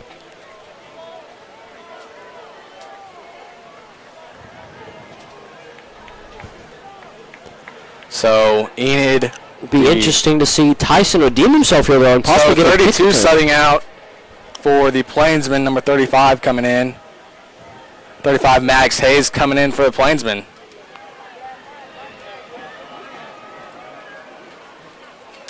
Decent amount of fans coming out here tonight. Yeah. For a Thursday night game, especially with school tomorrow, pretty decent. One of, if not probably the oldest stadium that a high school team is using. Excuse me, though. Enid has been using this stadium for a long time. Looks like Lawton's going to be trying to use.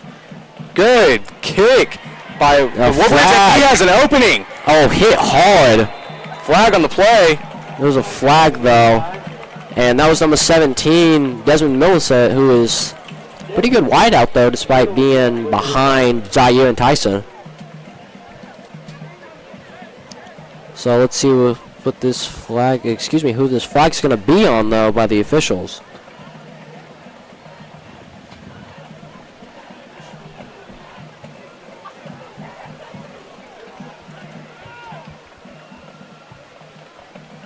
And it's going to be on Enid. Yeah. Possibly a holding or a block in the back, though. I believe it was block in the back. Looked like it was thrown around Brody Mills, who is the pitching tight end starter, though, on kick and punt return, though, a junior. He was actually going to be in EPS Vision, though. However, football and baseball got in the way. Yeah, and with this penalty, brings the Plainsmen to the about 20-yard line. Not good for Enid, though. Been up 21-0. Need to start scoring again. Robinson rolls right. Looking for... He got a complete pass. I was looking at number 17, Desmond Middlestead, wide open. That was Keon Young. Yeah, Keon Young with the pass. First down. First down, Enid. With 4:46 on the clock, Enid has plenty of time to score here. Enough time. But special teams, though, if they do score, special teams needs to just drill it down the middle, though, and not on the side. If they score here and Kevin Vega gets the extra point, it'll be 42. That's the almost the amount of points Enid scored just the other night in the whole game. And Robinson looking for TK, incomplete. Second down and 10 coming up. A little bit overthrown right there by Robinson. Looked like he moved out left. Might have been under pressure a bit.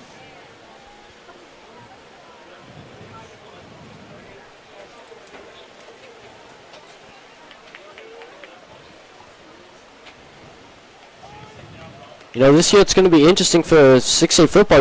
I believe Friday on the Saturday you got Jinx and Owasso. That would be a battle. And then you also have Bixby looking at taking on Sand Springs, looking to redeem themselves. If Owasso can beat Jinx, so they have solidified themselves as number 1 in Oklahoma for now.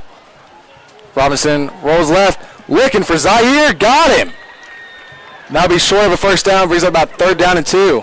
I think Zaire was looking for a little flag right there, though. 3rd down and 3 coming up.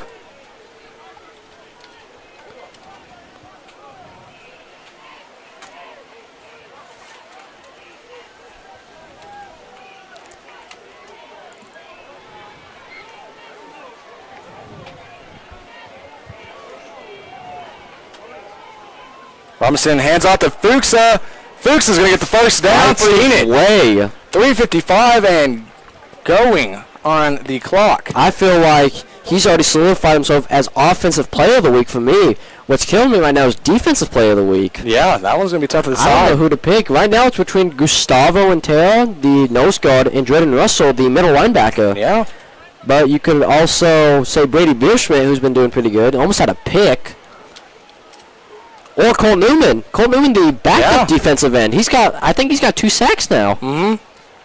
It's going to be interesting to see what Robinson's going to do here. Robinson, handoff to Fuka once again, and this time he's caught and broke a tackle. Fights his way for, I believe, no gain right there. No gain on play. Did not lose a yard right there, though, so pretty good for him. 2nd and 9 on the play. Gained 1 yard, just barely. I mean, that looked like he was down right at the marker. And look who's in, number 12, Lane Slater. His brother, Zach Slater. They had tried to get a little bit of connection last week. Yeah, last week in Sponker, yeah. He is in my class in AP US History. Pretty smart. Yeah. Pretty popular as well, actually. All football players are. And now, coming up 2nd and 9. Plainsmen looking to score with about 2:44 and counting left. Low snap. Looks like Enid isn't passing much anymore. However, they are running the ball more with Blake, though, which I do like. But sometimes, though, you got to give the running back a little break. Mm-hmm. They're going to have to go to the air on this one and hope for a first down. However, Tyson Kennedy's coming back in. You cannot give. You know what that means? We're going to go for a unique formation here. It's TK time, ladies and gentlemen. Yes. Zaire Allen to the left as well as TK. Blake Fuka on Robinson's left. And I believe Desmond Middleset to the right. Robinson rolls left. He's got a man looks open. for Keon. And that's a burst. And he's got some running room as well. And a big block. What a flag. Push out of bounds. That might be a block at the back. I believe that was a big hit by Zaire, though. That was a good block, but that's gonna come back.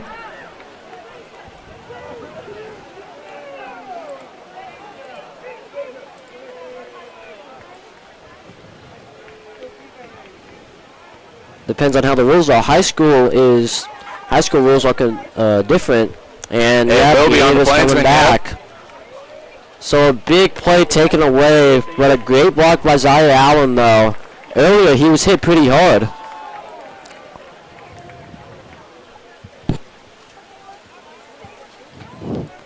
Coming up next at halftime, interview with Enid Public School Superintendent Dr. Dudley Darrow. Should be a good one. Plainsmen have 1:50 to score. Well, that big play right there, taken back. However, they have a lot of momentum, though. They still have enough time to possibly score. Yeah, and they do get the ball back. Looks like Condo isn't happy with the call, though. Coach Condo, he's going to be defending his players. He will be, yeah. And that was a great block by Zaire, though.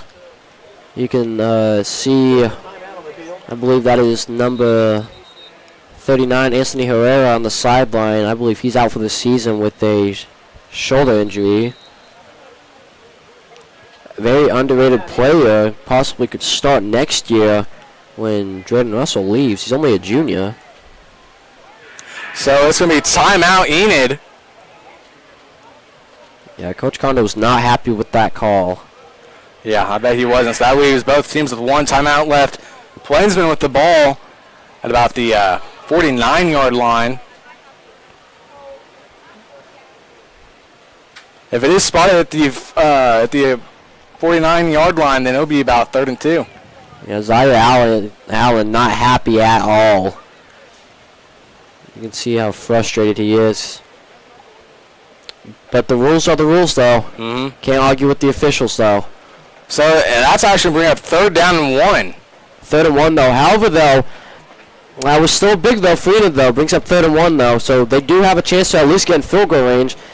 I don't know how far Kevin can kick, but if he's a soccer player, I guarantee you he can kick pretty far. Yeah. I give it about, he can kick about from the 40. Possibly longer. Yeah. His longest of the year, though, is 25 when he had to hit a 25-yarder. And Tyson Kennedy out. QB. He's going to throw it. Hey, looking. Overthrown. So you know what Connor's going to do here. 4th and 2. Barely overthrown by Blaine Parks, the halfback. So they're going to stay out there, and they are going to go for it. Probably just take Fuchs up the middle. Out of that. First. So a minute 45 on the clock now. Score 35-14. Enid looking to score at least one more time before they get the ball back in the second half. Never know, though. Could be a wide receiver sneak with Tyson like they used to do. Yeah, they would do that a lot. Lawton's defense looking to prove themselves. 3 tight ends. Looks like 4 tight ends with Brody Mills, Jordan Russell, Blaine Parks, and I think Jarrett Russell's also in there. So Enid has only had 1 incompletion, and there was an interception on 4th down. And I believe Enid might have used a timeout right there. Well, the officials... It'll be a flag. The officials are moving the ball back. So maybe bring down 4th and 6 now. So got a question: is the call still right? Is Connor still gonna? Looks like they might punt it this time. We know, even though the punt team's out there, doesn't mean they're gonna punt it. No, last time though Robinson was picked off though. So you gotta think about it. Is the risk really worth it? No, but I do see the punt team out there though. Y'all see A-Rob, the punter, as well. In my opinion, though, it is smart to punt it away. Though the defense has been perfect. You know, it's also pretty smart too, having your QB be your punter as well. So if you're gonna fake it, and they are gonna punt it away. Let's see where this goes out now. I don't think they were expecting that. Pretty decent punt up to the 20-yard line. So a good punt right there by Robinson, punting from the. Looked like he was punting about the 30. So yeah, Lawton can be pushed back pretty far here.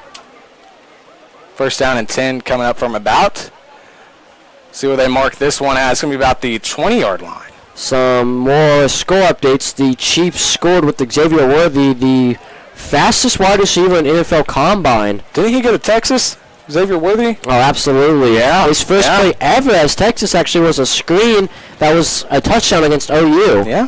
I was going to say that name sounded familiar, so. A freshman and his teammate A.D. Mitchell, who was also really good, transferred from Georgia, is now with the Colts. Yeah. Surprised me that he was a 2nd-round pick. Out of all the teams to give Worthy, though, you give him to the Super Bowl champions. Yeah. It's going to be interesting to see what Lawton's going to do here, trying to score before half, which would put them down by 2 scores. Zipta rolls out and taken down for a gain about 2 or 3. He was hit hard right there by number 54, and I believe he was tackled by Drayden Russell again, who's having a decent game. Having a great night. We have no interceptions, but we do have some sacks. I forgot who have all sacked him, but I know Gustavo Montero has sacked him, and Colt Newman has had a sack. 2nd and 6 coming up now for the Wolverines. Motion to man out left. He's going deep. And might have an open man. And it's off! He's still up on his feet. TK has it. He got redemption from that last one that was in the end zone. And Tyson Kennedy up to a 50 with a chance for Enid to score. Not what Lawton needed here. Right now, though, he's up for Defensive Player of the Week. Him, Gustavo, and Colt Newman. With 46 seconds left, Enid with a chance to score. Do they stay safe and only try to get a field goal, or is Condor going to be dangerous? 45 seconds left. 1 timeout. So you got to play smart here. They're going to be taken to the air a lot here. The 2nd interception of the game, one by Robinson and one by Nathan now. Ladies and gentlemen, this is about to get real exciting. Got 45 seconds left. Kevin Vega practicing his kicks on the sideline. You never know, though. Could try to go for a 40-yarder. Yeah. That would be huge. Fuka to the right of Robinson. Robinson looks for Keon, has Keon tackled immediately.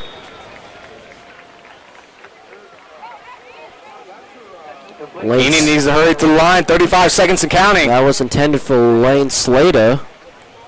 My apologies. That was our number 13 on my part. Yeah, number 12, Lane Slater. It looked to be about a 2-yard loss. 25 they gotta seconds go fast, though. They have to hurry. Robinson's got to snap this. 20 seconds now. Set. And rolls out left. He's going deep again. And overthrown. 11 seconds on the clock now. Second down and 13. So now third down and 13. With the chance to at least try to get in the field goal range for Kevin. We don't know how far he can kick, though. I have heard so have one timeout left. I think that's dependent on if they can get a pass here. They're going to go for the timeout and maybe go for the field goal. I believe they're going to try to get this up to at least the 40-yard line, which would be about, they're at the 45, so that'd be about a 20-yard gain. It'd be a 15-yard gain, excuse me. And Robinson hands off to... They didn't expect that. And he could be gone. The 20. And push out of 3 seconds. This would be field goal range for Kevin Vega. Do they go for it, or is it field goal range? Let's see, though. He was pushed out of bounds. And it looks like they might... No, Kevin's going to try to kick this, and he's going to try to kick this from the... They're going to snap it from the 15. I believe he's going to try to kick this from the 20. It'll be short of the 15, but at the 14. I believe they're going to try to kick this so from about a 20-yarder.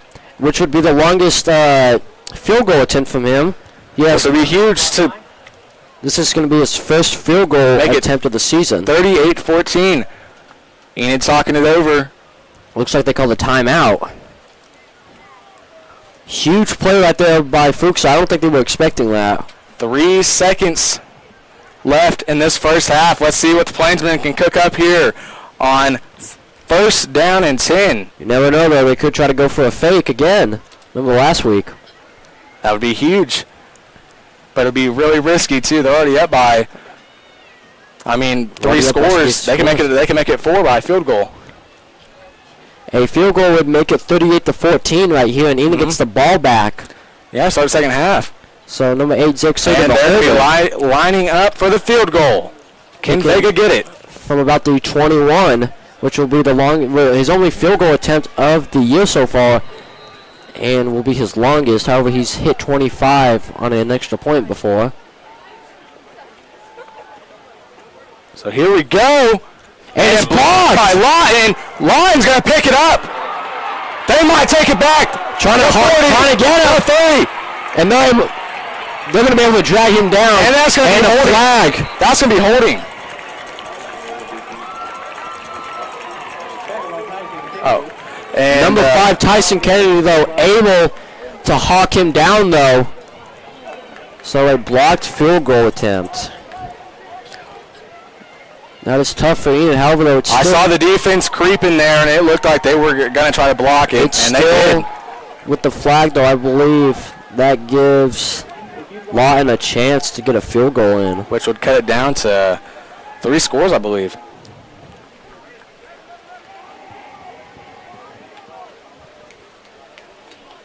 First caller. There'll be 1 time down.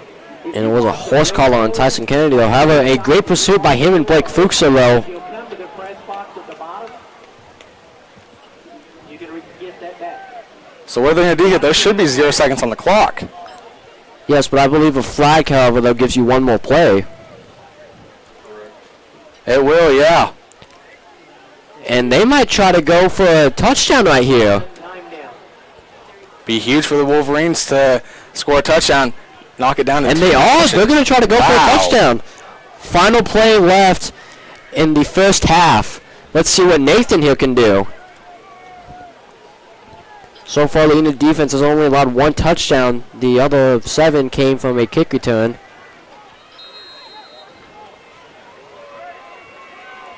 So they're going to snap it from about the 10. And they offsides. A little bit of a jump there by the defense. believe that's going to lose. That'll be on number 10, Drayden Russell. Dead ball false start against Lawton. No, Enid's moving up a bit. That might that's actually on Lawton. Excuse me, Lawton. That's actually on Ponca. Lawton. It looked like one of the Enid players jumped. Yeah, but if you move at all on the O-line, even if you move your head, you can still get called for that. So And 0 seconds on the clock. One more play left for the Lawton Wolverines. looks like Jesse's this first going out half. to the left, switching places with Keon. So let's see what they do here. Final play of the half. He's going to throw it up. Looking for an open man. He got it. Touchdown. Oh, he dropped it. Wow. Great play by Keon, though. Wow. And Enid's going to go into the half up. He's going to want that one back. There's a flag. 35. Lawton Wolverines 14. I think that was on Drayden. I think he was arguing with the official. There's a flag. There's a flag on the field. Enid players are. Any players coming back. They were heading to the locker room. They're coming back Lawton, now. though, is staying out on the field, though.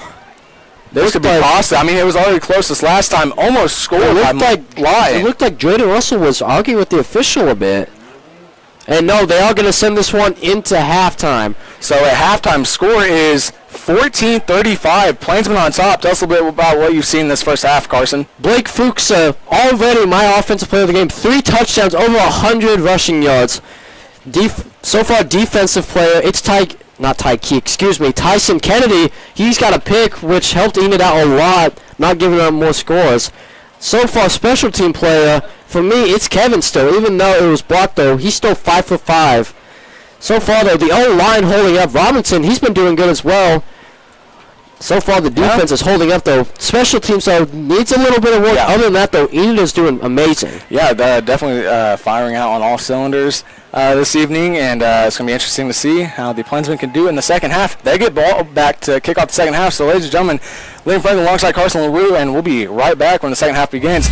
Interview with Dr. Dale coming up next, right here on EPS TV. The first 100 students in the gate received a free dessert card tonight, and now we have a special Kickin' for Chicken halftime. Exactly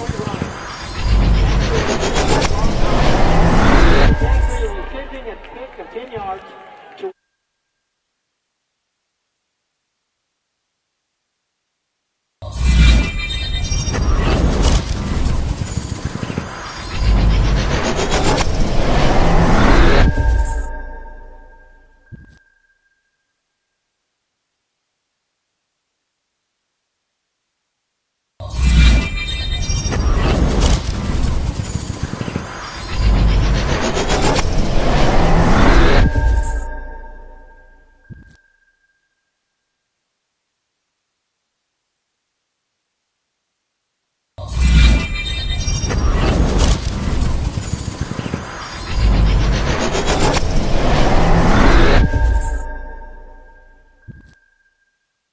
Welcome to halftime of the Enid Plainsmen game. We're here in Lawton. Plainsmen up 35-14. What a game this has been, Dr. Dara. Tell us a little bit of what you've seen this game so far. That last play scared me. I didn't like that. I don't know if you guys can hear it in the background. Dr. Dara was like, no. Yeah. Well, okay, first of all, Tyson Kennedy, outstanding hustle. Now, he horse called the kid, but you know what's better than giving up a touchdown? Exactly. So I think it was him and Blake Fuka ran about 80 yards. Yeah, Blake saved a touchdown. Blake Fuka got that break-off touchdown. And, yeah. And then we almost gave up a touchdown there at the end, but Keon was able to knock the ball away. I don't know what happened there, but wow. Whew, that was a little too close for comfort. Yeah, from our perspective, we can see. Yeah, I'm thinking we're going to score. We're going to score down here. Yeah. And we're going to take a demanding lead and then almost flips around on us. That's football. Lawton had the ball, and then all of a sudden we just see it fly out of the end zone. Yeah. So big relief there for us Plainsmen fans. How do you think the rest of the game is going to go? Well, obviously, I'm loving it. I mean, we need to seal the deal here. Special teams have given up 2 big plays. Yeah. That kickoff return was bad, obviously. And then the play right there, the blocked field goal almost was extremely costly. Yeah. But no, it's going good.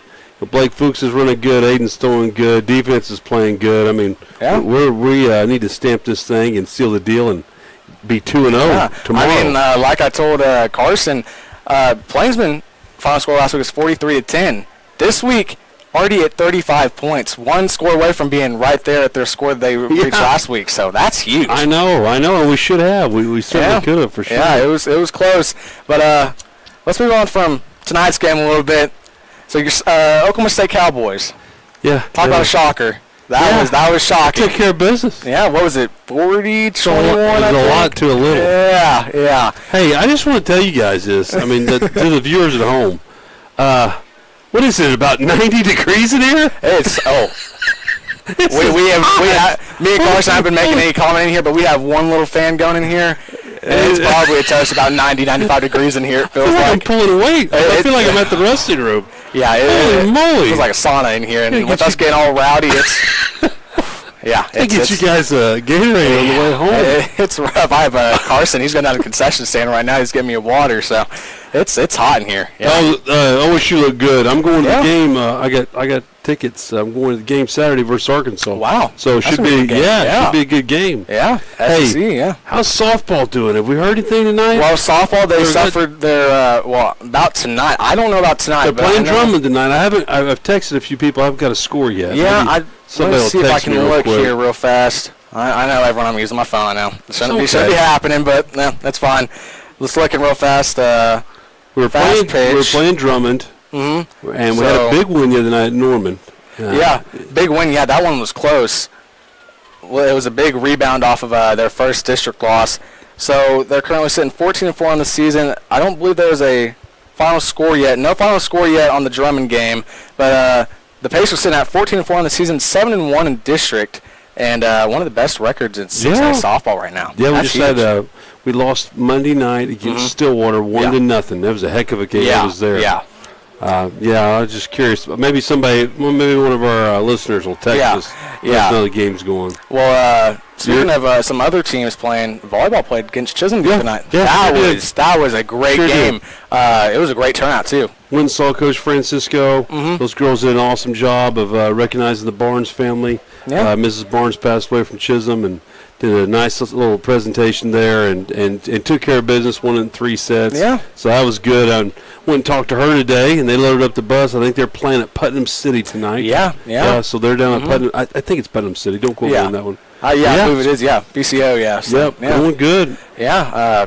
Great week all around for Enid sports. Plainsmen could cap it off with this Thursday Night Lights game. I mean, we can honestly be 2-0. All right, hold on. I got a text here. Let's see. All right, let's see what we got. All right, this is from my friend here. We got Pacers 2, Drummond 1. Yeah, so let's keep that good mojo going. For those of you that don't know, Drummond is a powerhouse in softball. Yeah, they're top 10, I think, in their class. They're number 8. They are really good. Yeah. Really, really good. So that's a great fight by the Pacers. We could see the Pacers be making a regional run this year, maybe even hosting regionals. Hosting a regional? How cool would that be? Yeah. I mean, Jensen's got them going for sure. Yeah, and they're doing very well. 4 losses on the season. I don't think they have many games left. Maybe 5 or 6 games left on the season. Oh, I don't know. I mean, let's see. It seems like we've got a few more. Probably. They usually wrap up before fall break, which is about the second week of October. So, you may be right. 4 or 5 more weeks. I was way off on that one. Yeah, 12 games. 12 games. Okay, 4 or 5 more weeks. Yeah. 12 games left. So we are going to be there for the double. Oh, go ahead. Sorry. No, you're good. No. Go ahead. We're going to be there for the doubleheader. PCO in Ponca City. We'll be broadcasting that game, and then a few days later, we'll be broadcasting Senior, I believe.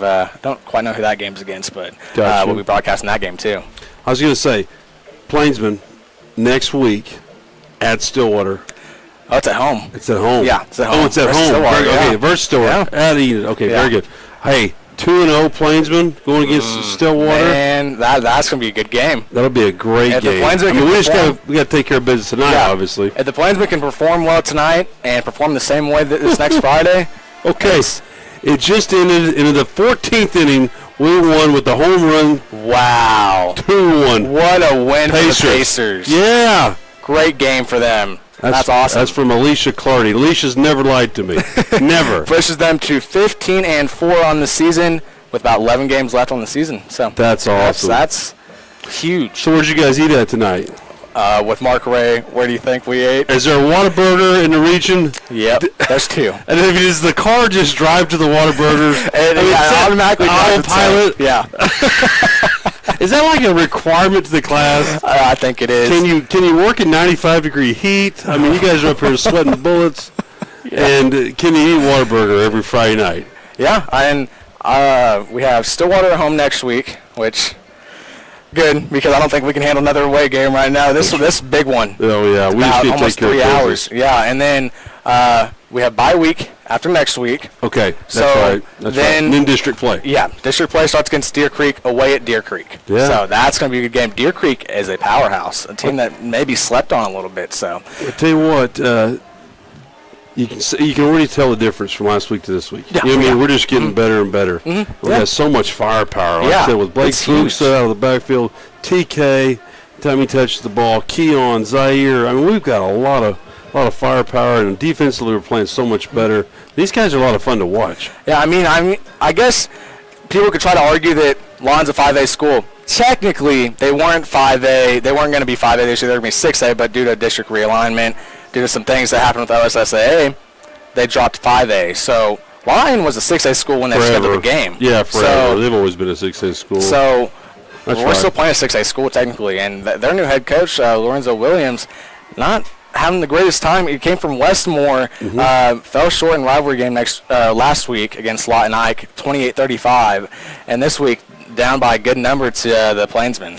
I talked to their assistant superintendent, Dr. James, pregame. We were down there talking, and he said last year Lawton had about 25, 30 kids out. And now you can just see, I mean, they've got 80, 90 kids out. So Coach Lorenzo's got them going in the right direction. And, like I said, just like the Plainsmen getting better from week 1 to week 2, I'm sure he's doing the same thing. So. Oh, yeah, I'm sure. But how about that big play to open the game? That ball bounced off the receiver right Fumble, there. Yeah. He scored, jumped on him quick like that. And there was about 3 more times that they had trouble on kickoff return, and then it seemed the tide seemed to shift. Enid started having trouble, giving up a kickoff return touchdown, and then almost gave up another one here just recently. I mean, Plainsmen got to be careful about that. Absolutely, especially special teams. You know what I mean? Yeah. Because as you can tell, Lawton's got plenty of speed. They get out in the open, we're gonna have a hard time. Yeah. It's gonna be a tough game. So, how'd you spend your 4-day weekend? Well, I had to work Friday. Oh yeah, that's right. 3-day weekend. Okay, so my parents came up. My mom and dad came up. Nice. Good seeing them, and played a little bit of golf. Oh. Yeah. Played a little bit of golf. Watched Cowboy football. I watched OSU play, and they just took care of business quick. Yeah. You know, OU took care of business that night before. I didn't see any of that game. Of course, we were working the game. There could have been better. I mean, the performance was good, 55-3. I know I sound like I know you're asking why are you talking bad about the team? They won 55-3. Yeah. The O-line didn't perform as well as they should have, but they're working on it. So we lost almost our whole O-line. So. Well, they're working on it, and it's going to be interesting to see when Tennessee comes to town in a few weeks. That's going to be a good game. Houston this weekend? Yeah. You guys have Houston at home? Yeah. Okay, at Norman? Okay. Yeah. That's an evening game, isn't it? Yeah. Okay. And then we OSU's at 11, and then I think OU's at 6:30. Yeah, and then we host Tulane the next weekend. Then on the SEC play against Tennessee, Josh Heupel makes his homecoming to Norman. So that's going to be tough. Well, you know Josh Heupel used to work for OU. Yeah. And then also, obviously, lieutenant quarterback, won the national championship, 2000. Yeah. So who's Oklahoma State's opening conference? Well, I couldn't even tell you. I'd have to look it up. And maybe Utah. I think I heard Utah. I'm not 100% sure on that one, but I know they play. This would be so cool to do this. Watch this game. They play Colorado on Friday after Thanksgiving. Wouldn't that be cool? That's a good game. We go on a road trip up there. That's a good game. Watch Colorado. Watch Dion and Coach Prime. Yeah. That'd be huge. I mean, what sucks is usually around that time would be the annual Oklahoma State an Oklahoma game, but Yeah, well, you guys just had to leave, and so I that's know. over. Yeah, That's I went to over. that last one last You year. did? Mm-hmm. Yeah, how'd that work out? Yeah, it was a real shame. Real shame. Mark's over here sweating. Mark's over here like he just went through a 3-hour workout. Man, It's rough up here. I this mean, is bad. there is zero vent in here. We have one little fan in the background. No. Maybe I can. Yeah, you see it off my shoulder just a little bit. One little fan right there. And it's. You guys are tougher than most, I promise you. And you got to be at school tomorrow. Oh, yeah. Got to be. That's rough. You got to be. I'll be there. It's 8:45 now, and we got 6 minutes left in halftime, so game will start back up about 8:52. We're probably looking at another long night. So Yeah, that's right. Well, hopefully we can keep running that ball, keep running that clock. No more penalties. No more penalties. Yeah, it was rough last week. Plainsmen made quite a few mistakes, and it was costly. I mean, we were there till It was a long night. There's a lot of penalties last 10:40, week. yeah. But like I said, week 1 to week 2, a lot cleaner. We're playing a lot better. Things just looks to be flowing a lot better. Yeah. We're more organized and just getting better. So Yeah, and what's better than opening up your season with a big win? 2-0. Let's do this. That too, yeah. Open up 2-0. I don't know when the last time they did that was. I think it was 2021. I know the last time they went 1-0 was against PCO in 2021. So that's when they started 1-0. I don't know if they won the game after that. I believe they did. So maybe 2021 is the last time they started 2-0. Well, last year we beat Ponca City, first game of the year. Well, that was Muskogee. We played Muskogee That's first. right. You're right. And we lost that Good game. job, Liam. That's good. You got me there. Well, lost that game, and then beat go Putnam to City. Ponca. That's right. That game was good. The rivalry atmosphere there was insane. I mean, Yeah. I haven't seen anything like it before. I mean, it was Last Friday insane. was pretty awesome too. Yeah, last Friday was pretty good. Ponca's team came out too. Ponca's cheer, Ponca's band, and Here we are. We're getting some Appreciate it. reinforcements here. huge shout out to Carson. He'll be back on in a minute, but huge shout out to him. Liam, you're gonna need that water. Yeah, man. I will. Yeah.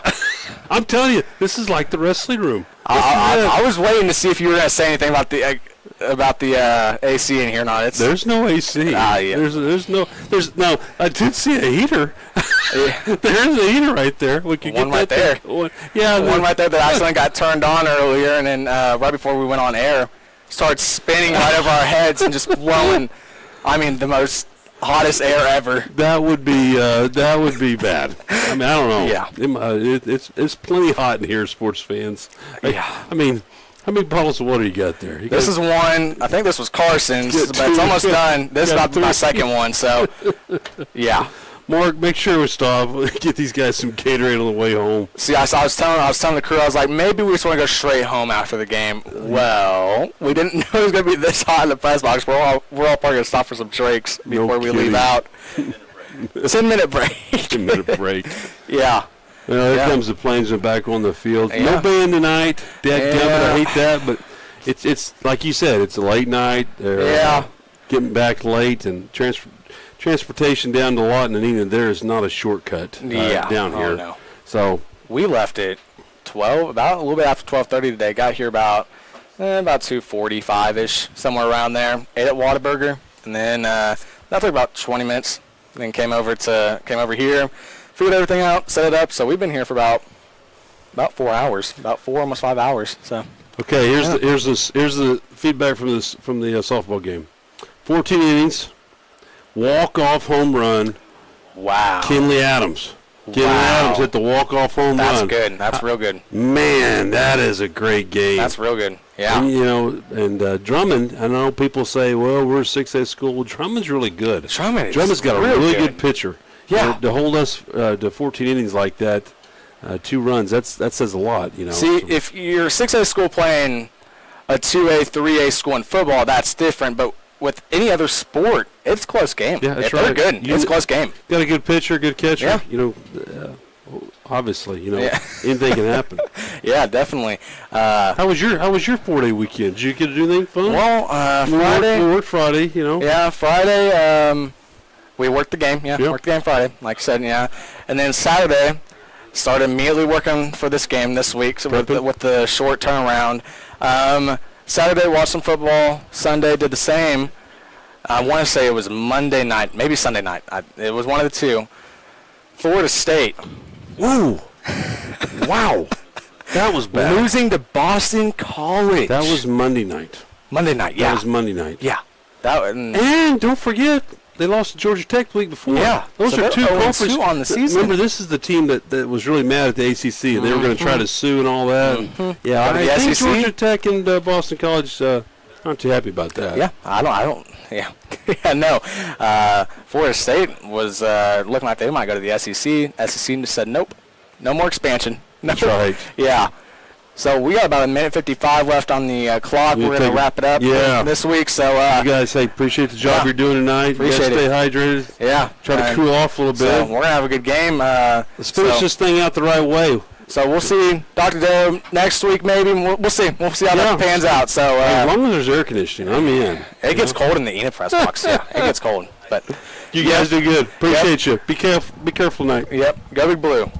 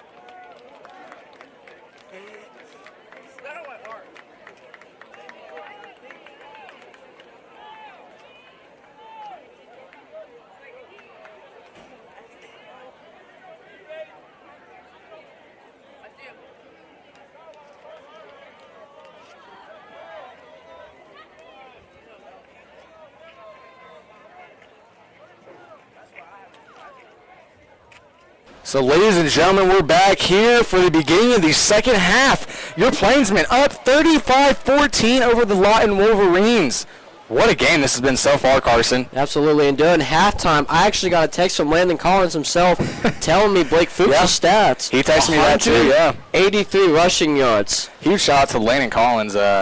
Big shout out to him helping us out here tonight. That's pretty helpful. So, coming out of halftime, Enid up 35-14. And we should see how they can capitalize on this. They are set to receive it. The kicker, Connor Duffy, out to kick it now. Made sure to get myself some food while I was out, actually. Yeah. As Dr. Darrow said, Dr. Darrow finally mentioned it on air, said pretty hot in here. So, yeah. Plainsmen got TK in the bag, Zayu on the right, and looks like Desmond Middlestead on the right. In comes in number 74 as well, Gustavo, who's been having a good game. I believe 2 sacks.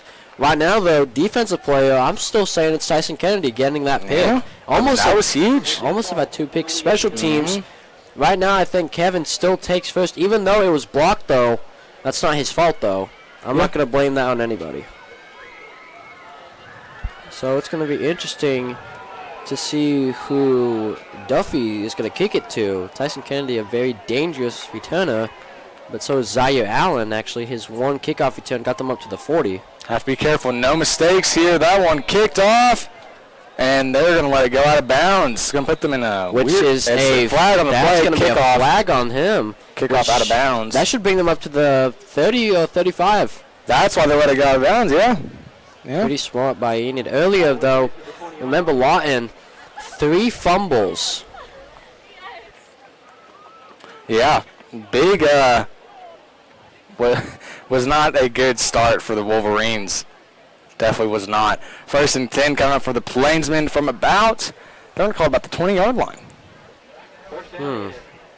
It went out of bounds pretty close to the 10, if not at the 10, so. So Aiden Robinson, he's got a interception, but also a touchdown to Keon Young. Only 1 interception on the season so far. So. And it was earlier in the... on that 4th and 11 fake, yeah. Aiden Robinson hands off to Blake Fuchs. They'll start off the drive and called a 1-yard gain. Down. Yeah. About a 1-yard gain so far, so that makes it 185 now for him. Almost 200. And they're going to call that a 2-yard gain, 2nd and 8. I believe this would actually be a career high for Blake. Yeah. Would Landon say 183 yards, rushing yards? We do have an injury on the field, though, for Lawton. So, number 98, Quince Lewis, the nose guard. Hope everything's okay. We'll be right back here on EPS TV.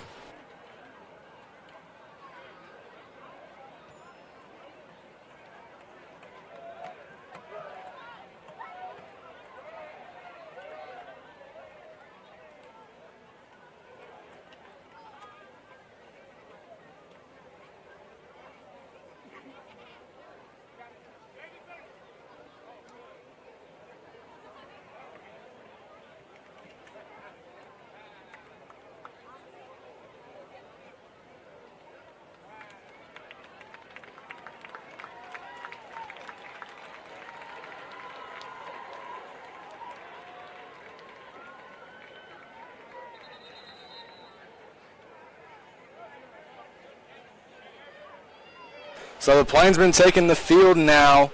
Still 2nd down and 8. Plainsmen up 35-14. This will be about 2nd down from about the 22. Yeah. Luckily, Quince Lewis was able to walk it off, possibly just pulled something. Let's hope he's all right.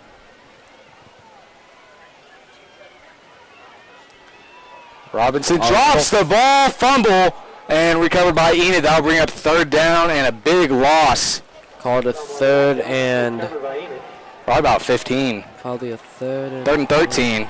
And Quince Lewis coming back in the game after coming out for a play. So Lawton starting out with some momentum right here. 3rd and 15 now for the Plainsmen. Not a good play there. Bad snap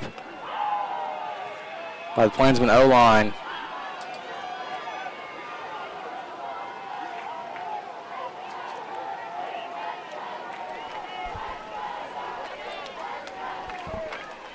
And finds TK. TK has a little bit of room.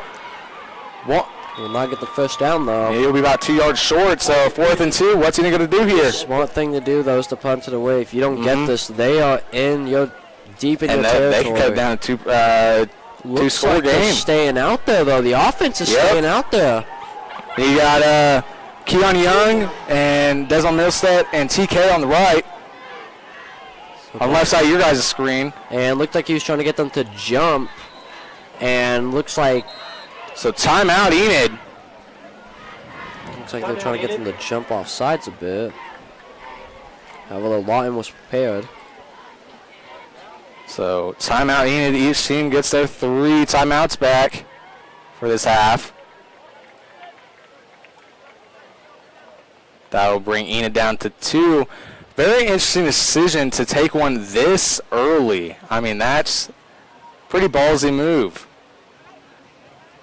4th down and 2 is going to be the marking. Looks like Enid is going to punt this away. You never know, though. Kondo might be risky, and he might. Our quarterback's also our punter, so you always got to keep that in mind. That's very common here in Oklahoma football, actually. Yeah. Certain guy named Jackson Arnold was a punter as well.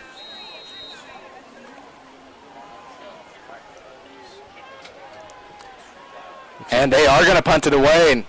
And a little Goes right to Lawton, and he has another opening. We saw this earlier. He might and be he has on. an opening. The 30. He has it. Touchdown, Wolverines. They get a second kickoff return touchdown off another mistake by Enid High. Flag down at the 50-yard line.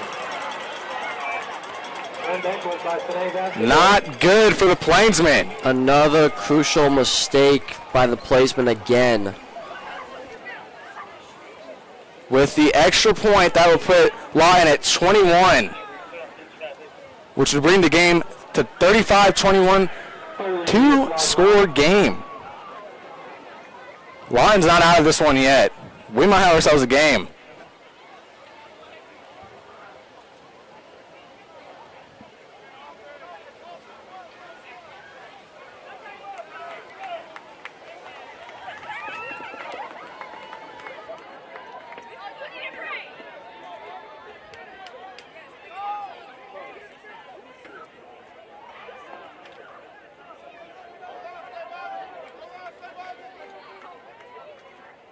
Down high ball. Touchdown. So now that we're reviewing it, there was a flag on the play, and the touchdown is going to be called back. Might have been a holding, might have been a block in the back. Score is still 35-14, 1st down and 10. So far, the defense has only allowed us 1 score today. So let's see if they can keep that up. Kickoff return, And a got flag. lucky. Flag. A lot of Enid players were pointing at Lawton, though. Correction, that was Enid's kickoff team got lucky. I mean, Very that's the lucky. second mistake they've had that almost cost them a How touchdown. often do you see a special teams have more points than an offense, So the call is going to be on the Wolverines. which is a 5-yard loss, I believe. And that'll bring them up 1st and 15.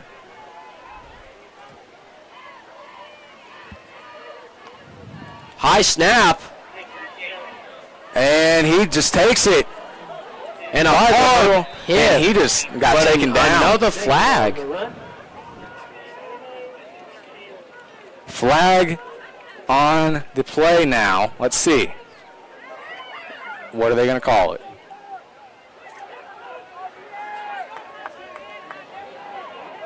So, call is 2nd and 15. It's going to be on Lawton. I believe it was holding. Yeah, it's going to be holding Lawton. And he only gained about 2 yards right there, even though That's going to push him back about 5 yards. looks like they're stuck at the same position. Yeah. Now, so it looks like they're just going to retry that. So 2nd and 15 now. So a little high snap last time. This time it's perfect. And Little trickery right there, but he goes nowhere. And just taken back. He's bullied down. Number 74, Gustavo, with a good hit. The defense is back. I believe number 4, the Holden Belair, also had a good hit, though, knocking the wide receiver back a bit, but then Gustavo finished him off, so that's a tackle for So loss. that's going to be a loss of 3 on the play, bringing up 3rd down and 18. 3rd and 18. What do you do here? You got to pass. You have no other option. The Zipta steps back. He's going deep. Looking for a man Overthrown. out of bounds. 4th and 18 now. The Plainsmen defense holds strong. Your right is ready at the west So now gate. they're going to punt this way, but you never know with Lawton, though. They tried this before. Right is ready at the west gate. Yeah, they did. Yeah. They tried to throw it right over the middle. Did not work very well.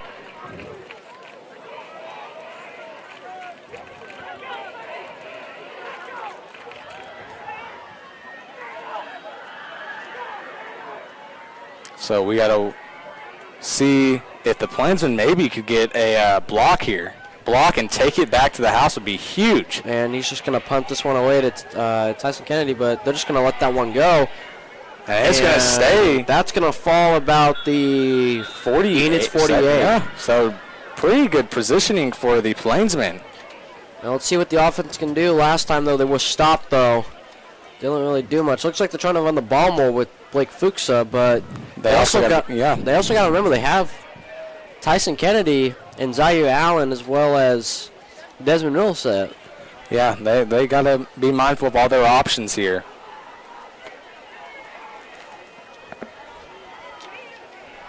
So far, the O-line for Enid's been holding up. I believe they have not given up a sack today. Yeah, not QB sack. I don't think Ed Robinson's been sacked at all today. No, but he's been pressured a bit. Robinson hand off to Fuka. And Fuka gets a little bit of a gain here. And they're going to push him forward about a 4 or 5 yard gain. I believe that was a 5-yarder. He was pushed a bit as well by Blaine Parks, the starting halfback. 2nd and 4, gain of 6 on the play.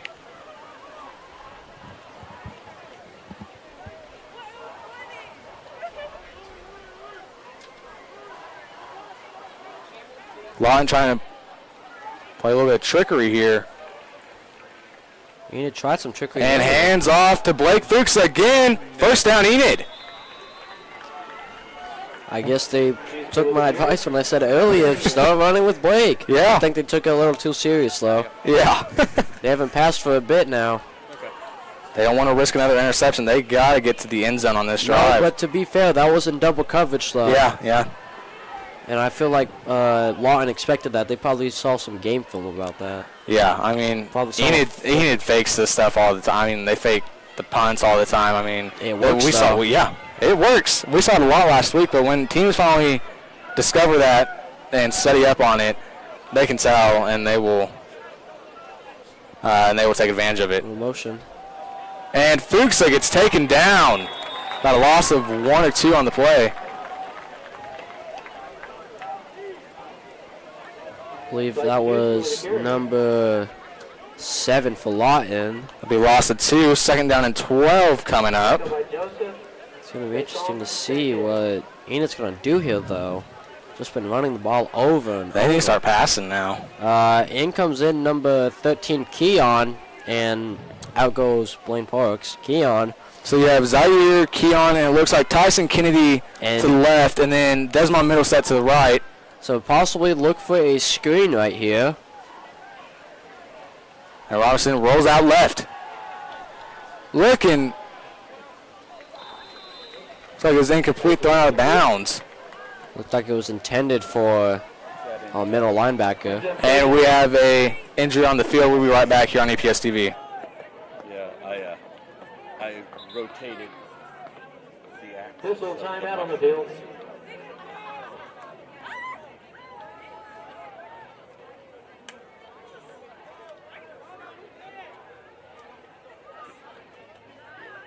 Those guys, white shirts, gray pants, that's Enid High School.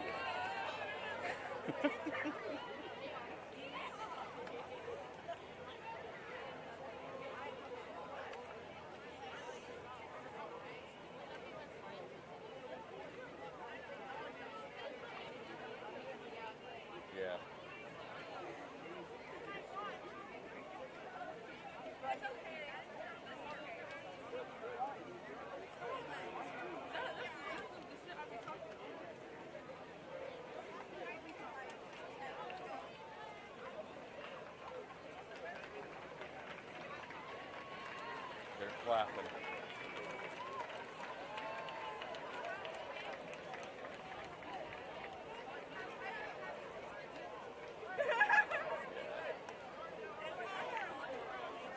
And we're back. It looks like TK was down, back on the sideline, looks to go off okay.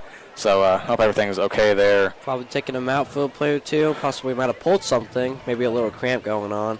And So- I promise you, cramps are the worst thing for wideouts. So 3rd down and 12 coming up for the Plainsmen. What do they do here, Carson? I don't know. You got 2 to the left. You got 2 to the right. With your best wideout out, though, it's going to be interesting. And Lane Slater's going to come in for him, but Robinson has Fuka to his left, and they've been running with him for a while now, so it's going to be interesting. And Robinson steps back. And he's got a man. Looking. And too far to the left. Excuse me, too far to Keon's right. That would have possibly been a touchdown right He there. had wide open room. I believe that's going to bring up 3rd down.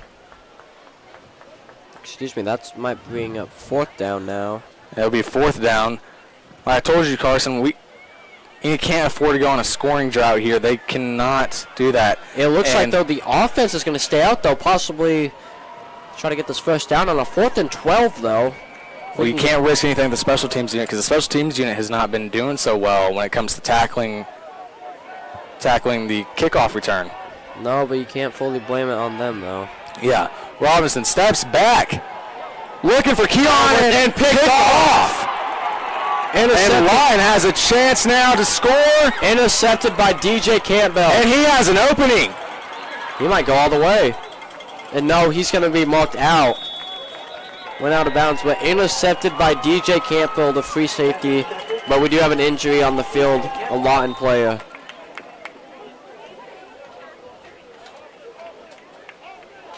Robinson's 2nd pick of the night. And it's on a 4th down. They came on 4th downs each time. And luckily, TK's coming back in. Looks like number 24 for Lawton was injured, but luckily he's back up and he's walking off, so thankfully he's all right.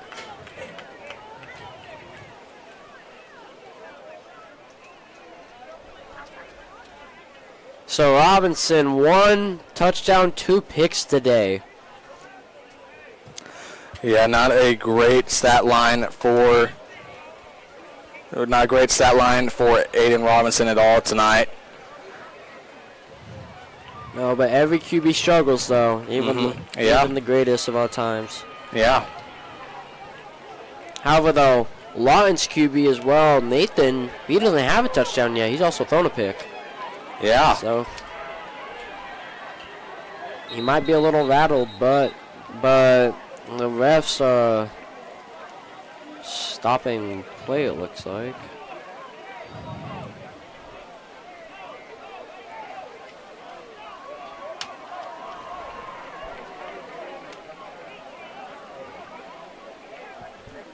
So they're going to bring in number 2 for Lawton. Tavares Deans, who I believe, Alvin Young has a pick, and so does DJ Campbell. So a motion out left. Zipta steps back. Under pressure. Just going to run it Just himself. QB sneak. Runs it. Has an opening out of bounds at about the 27. Knocked out of bounds by Jesse, the right side cornerback. So Lawton gaining a little bit of momentum. Not what the Plainsmen need here. Plainsmen defense need to put a cap on this. A little scary that they've scored more points than Ponca did. Yeah. Shows that they have heart in this game. Yeah. And looking to make the score 21-35, bring this game to only 2 possessions with 6 minutes and 4 seconds to go. A little trickery, it looks like. Trips to the left for Lawton. 1 to the right. Possibly a QB sneak here. And official stop play. Play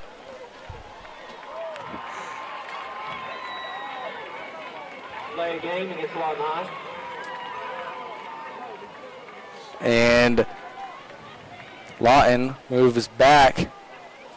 Flag is on Lawton. Moves back about 5 yards.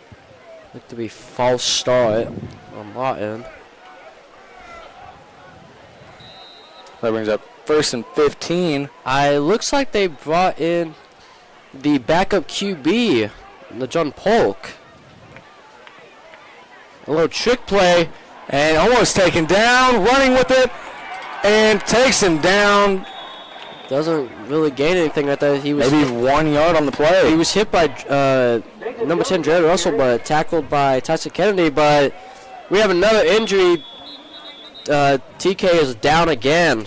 That's not good. You have to consider taking him out for the rest of the game. I mean, this is the 4th or 5th time in the last week he's gotten taken down.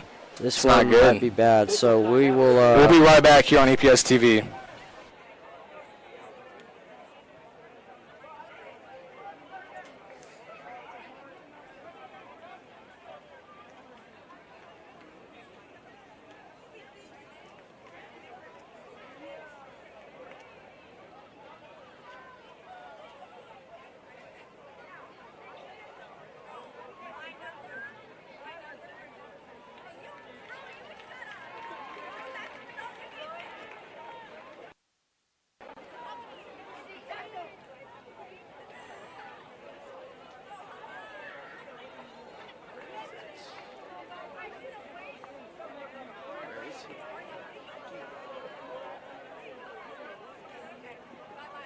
So Plainsmen taking the field again. Can't find it. The defense this time. Lawton still on offense. Some little outside the state football. Number 2 in the nation. Bishop Gorman is going to go up against number 1 Mater Day. So that will be a good game. That's going to determine who's number 1. 2nd and 14 now for the Wolverines.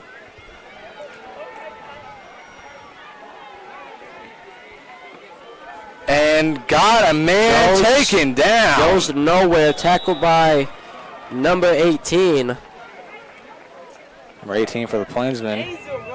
Looks like Lawton has the backup QB in. Maybe Nathan got hurt. It's Najon Polk, number 10. 3rd and 14 now. No gain on the play. 3rd and 14 at... 3rd and 16, my apologies. 3rd and 16 at about the 36, but official stop play again. A timeout by Lawton now. Timeout, yeah, timeout Wolverines. Going to talk this one over as a big 3rd and 16 play. They need this. Speaking of a timeout, Tristan Bonfleck, it looks like he is going to replace Tyson Kennedy for the rest of the night. Possibly, if I was Conda, I'd make sure keep him out for the rest of the game. Don't want to injure one of your best players, if not your best player. Especially before Stillwater next week. Big game next week. We have about 5 minutes and 9 seconds on the clock left. Enid has not scored in a while, have they? No, they have not. They haven't scored since the beginning of the second quarter. The defense, however, is holding up, though. They were on a hot streak, and then they seem to just go cold, and they need to bring it back here. I believe Lawton just got a lot of momentum right there. 3rd and 16, 3rd and 18 coming up. So let's see what Coach Shears is going to do for defense right now. Right now, 3rd and 18. He's looking. He's under pressure. Almost. And has a man. Got it. And he does not get the first. He is short. And he is tackled by Jesse and number 40, Holden Belil. And Lawton might try to go for this. But we have another injury. Another Enid player at about the 45. We'll be right back here on EPS TV.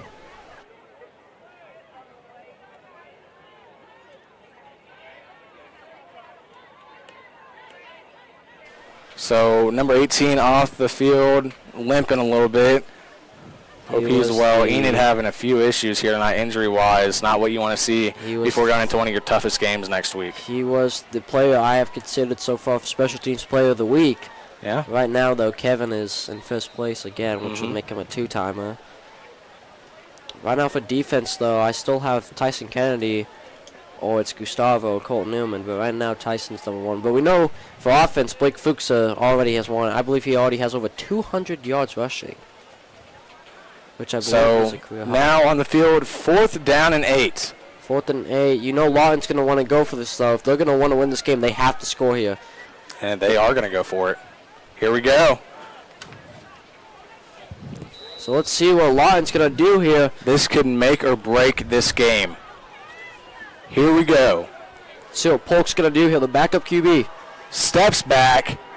Coming after He's down. QB sack. Enid ball. And Gustavo and Taylor again. Renteria with a big game tonight. 2.5 sacks for him. That's huge. I'll have to ask him myself, though. Amazing right there by Gustavo. They brought the heat That against brings him. 1st and 10 from, they're going to call about the 30-yard line, 31-yard line. So a little score update. Heading in the halftime, Chiefs up 13-10. Patrick Mahomes throwing an interception. I don't see that often. Wow. Lamar Jackson, no touchdowns. I believe Derrick Henry has a touchdown, though. King Henry. Speaking of football, OU is playing this Saturday against Houston at about 6:45 I at think night. so, yeah. And hands off to Fuka. Gain of about 4 on the play. Gosh, we already have, what, 4 injuries that have happened so far? Yeah, rough night for the Plainsmen. We have 2 for Lawton, I believe, and right now it looks like number 18 could 2nd be and out. 5 now. Luckily, he's up and walking, though. Middle set to the right. Hands off to Fuka once again. Fuka with a little bit of room. 1st down, Enid. But a flag, late flag. So we'll see. This could possibly be a face mask. Let's see what the official calls, though. Yep, face mask on the defense. Yeah, so automatic 1st down.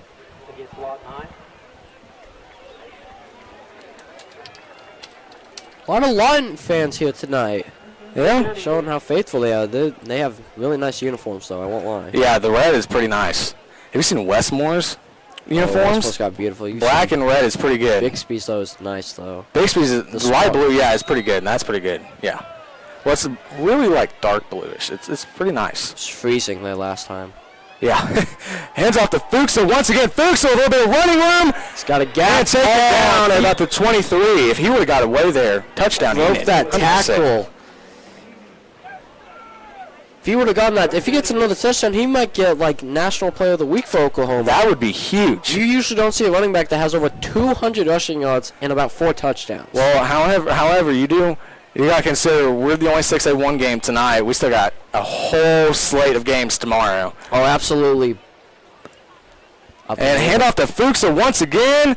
Gain of about 6. It's about 6. Depends on where the knee was down, though.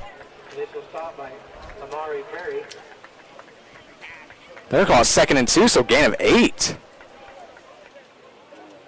And our crew tonight, let's give a huge shout out to them. Our teacher, Mr. Parker, District Media Specialist, Mr. Mark Ray. We're going to take a pause real fast so we can call this play.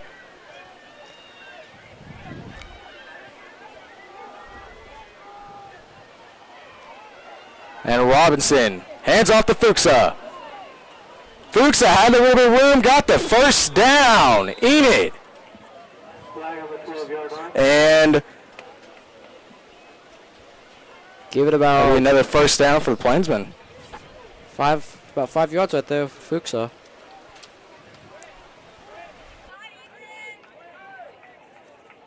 Face mask against Lot 9. And so that'll be, First down, Enid. they're going to call it 1st down Enid from about the 19. We haven't been passing the ball much lately. We were slinging it the first 2 quarters, it looked like. But So 2:50 left on the clock. Almost done with the 3rd quarter here. Enid is draining a ton of time. yeah, we ain't going to get home until about 1. It's going to be a while. It's about 9:30 now, so it's going to be a little bit. So another 12 minutes of action ahead of you. Fuka Up the middle. and another big gain by Fuka. Oh We're my. looking at about 6 or 7 yards on that one. Fighting off 2 Lawton guys. You can see Tyson Kennedy, he's up and walking though, but 2nd and 4 for Plainsmen. So you got Middleset to the right, Zaire to the left, And Lane Slater to the left as well. Yeah. Fuka in the back. Surprised Keon is not out there, though. So 2nd and 4. Skip the Fuka again. Do a QB sneak, you know. All Fuka has to do, if he can just find a little bit of opening room, it's touchdown Enid. And gives it to Zaire. Trick play. Does a little Zaire has a little bit of a gain. Almost a first down. It'll probably be about 3rd and 1, 3rd and 2.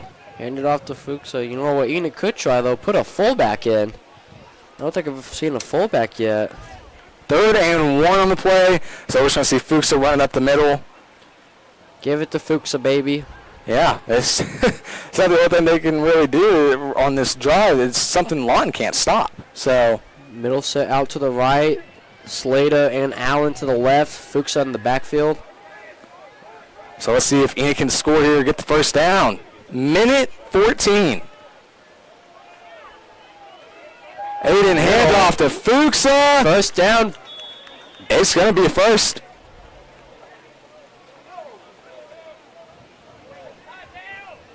So first down and 3 to go. Well, first and goal, but 3 yards to get to the goal line.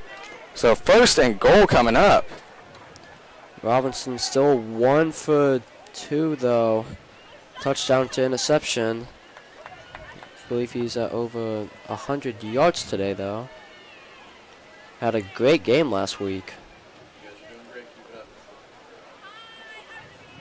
So first and goal at the 3-yard line, though. Just hand it off to Fuka, man. Yeah, right at the middle. And that's what they're going to do. Rolls out right. He's going to be short. He's going to be short. I believe he was down at the 1-yard line. So almost a touchdown. 2nd and goal. Trying to dive his way in there, and I think Zaire Allen thought it was a touchdown. Yeah, he did. He's running back on in the field. Can't blame him, though. It did look like it for a second. So 2nd down, only 1 yard to go. 2nd and goal at the 1-yard line. Got to see, does Enid use that formation? Looks like they're going to talk about it. Possibly a little trick play happening now.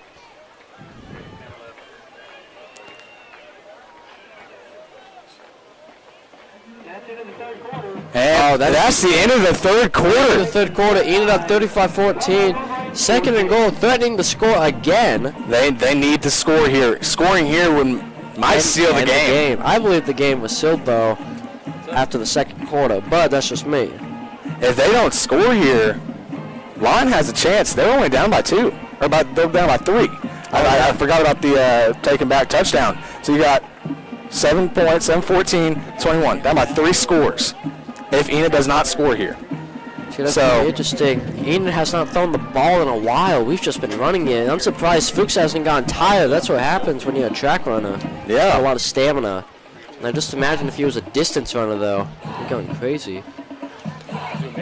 Could possibly put Lucas Carmona in, though. He hasn't had a touchdown, and I believe he's only had 2 rushes today, but... So the final 12 minutes of tonight's action. Plainsmen up 35-14. Score has not changed. Scoreless in the 3rd quarter from both teams. Lawton had a touchdown, got taken back. So Enid on special teams, they have to be careful. Oh, absolutely. You know, a blocked field goal that almost resulted in a touchdown. Luckily, Tyson Kennedy was able to hawk him down. Even if he wasn't going to get him, Blake Fuka was going to get him. However, there was a horse collar flag, but thankfully it was already halftime. So it looks like Tyson Kennedy's back out there now. It looks like Enid's going to use the 3 tight ends and wide receiver at QB play. We got to ask Coach Cardinal what that play is. Yeah. It's time to start. So 2nd down and goal. Fuka to the right. 2 tight ends and a halfback. Kennedy at QB. Call this the wide receiver sneak. Lawton band getting rowdy to try to motivate their defense to get a stop here.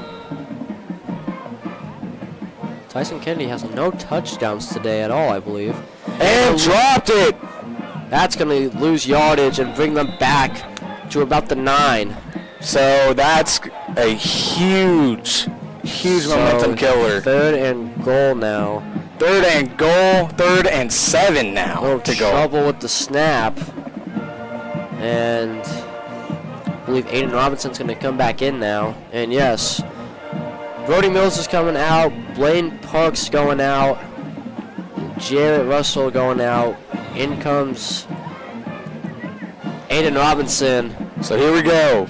Essentially 3rd down and 7. Chance to score right Except here. that 7 yards is maybe the fate of tonight's game. A chance to put this game away. At least get 3 points. And here we go. Robinson rolls left. Finds CK. Touchdown, Enid. Tyson Kennedy. 7-yard touchdown. Touchdown, Enid. And that's probably going to seal the game tonight. Yeah, that should just do it. Plainsmen, what a showing here tonight. 42-14, looking very similar to last week's score as well. It is going to make this game 41-14 now. So if I'm doing the math correctly, I believe what my research was is about 240-something points scored by the offense last season. Just the whole season, 240 points. Very poor performing season for the offense. We're looking 43-42. Kick is up and it's good. It's good, yeah. 6 for 6 today on extra points. 0 for 1 on field goal. However, that was blocked. What I was saying, Carson, is with this, score's 42. Last week scored 43. That's 85. That's 85 already for the season. That is huge. Only allowing 14 as well. However, though, 7 on the special teams, 7 on the defense, though. So the defense statistically has given up less points, excuse me. They've given up less points than last week. Yeah. You tell Coach Shear's defense is just killing it today. Yeah, definitely.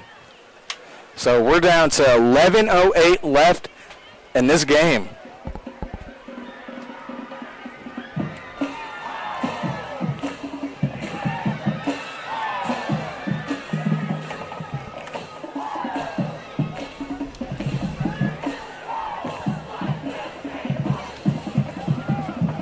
And kicking away for the Plainsmen, number 15, Kevin Vega. Now, this is going to be interesting to see because we know how special teams is struggling for a bit. They're struggling a little bit First 4 tonight. kicks, though, were good, though.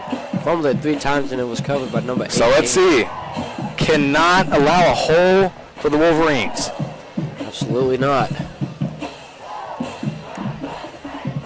I believe if Enid does win this game, starting 2-0 for the first time in a while. Yeah, that's huge. During our playoff season, we did not start out 2-0. And a And- little onside kick, and he touched it. And that's a fumble. And Enid has it! Recovered by Brady Schmidt. Brady Bierschmidt with the fumble, or not fumble recovery, but with the onside kick recovery. Interesting play by the Plainsmen.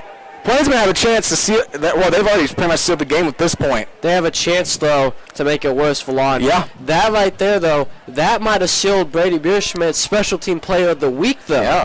But So- it's still a challenge between him and Kevin Vega. So if they can get 49 points here, 49 points would be huge. That's the last time they scored 49 points was against Moore last season.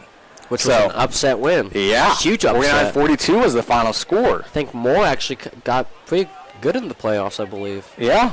Well, you know what? With that win Enid had, put Moore out of the playoffs. Amazing. So Blake Fuka out for a bit, and Tyson Kennedy comes back in. Lucas Carmona in as well.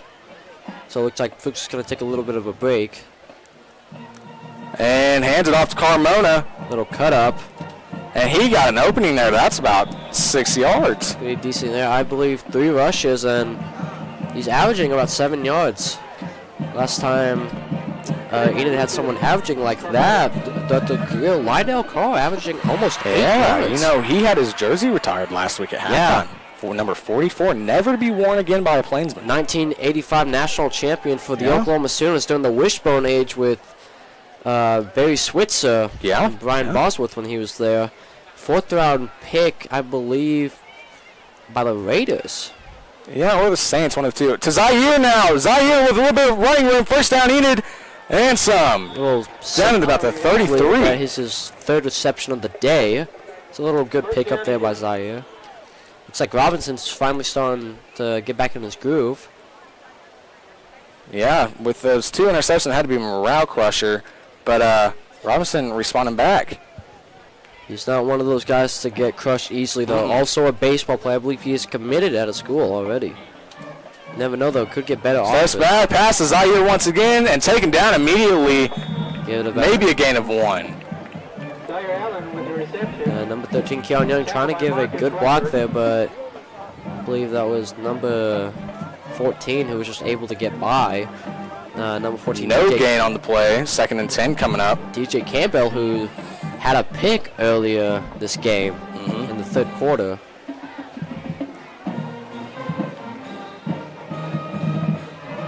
So 2 wide receivers out to his left, 2 to his right. Carmona in the backfield.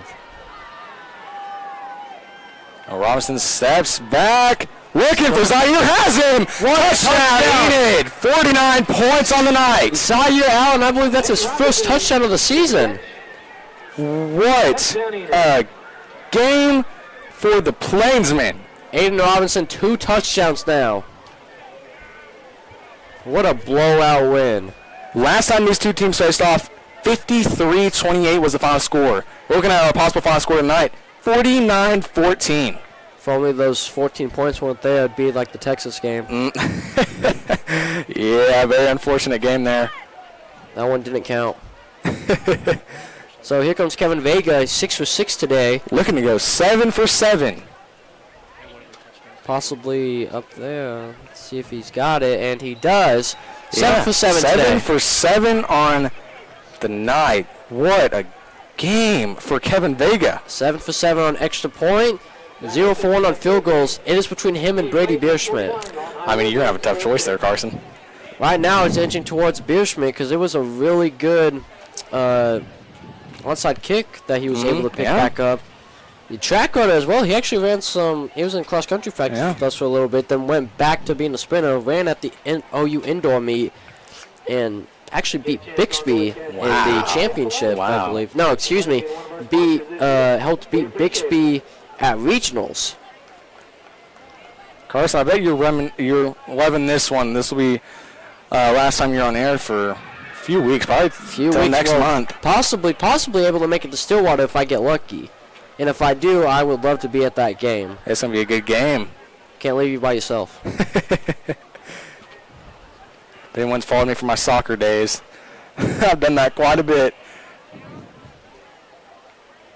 The only person I know about 3 people on the soccer team. I know Gio, Cristobal, who are actually pretty good runner, to be honest. Surprised he doesn't do track across country. You're missing the big guy, the senior star. I called him junior star last year, but David Smith.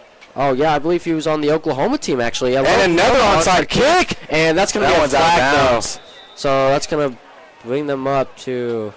So that'll be Lawton ball. Just a little too fast right there for Kevin. Just a little too much power right there. You know, Condon sometimes reminds me of the coach who never punt.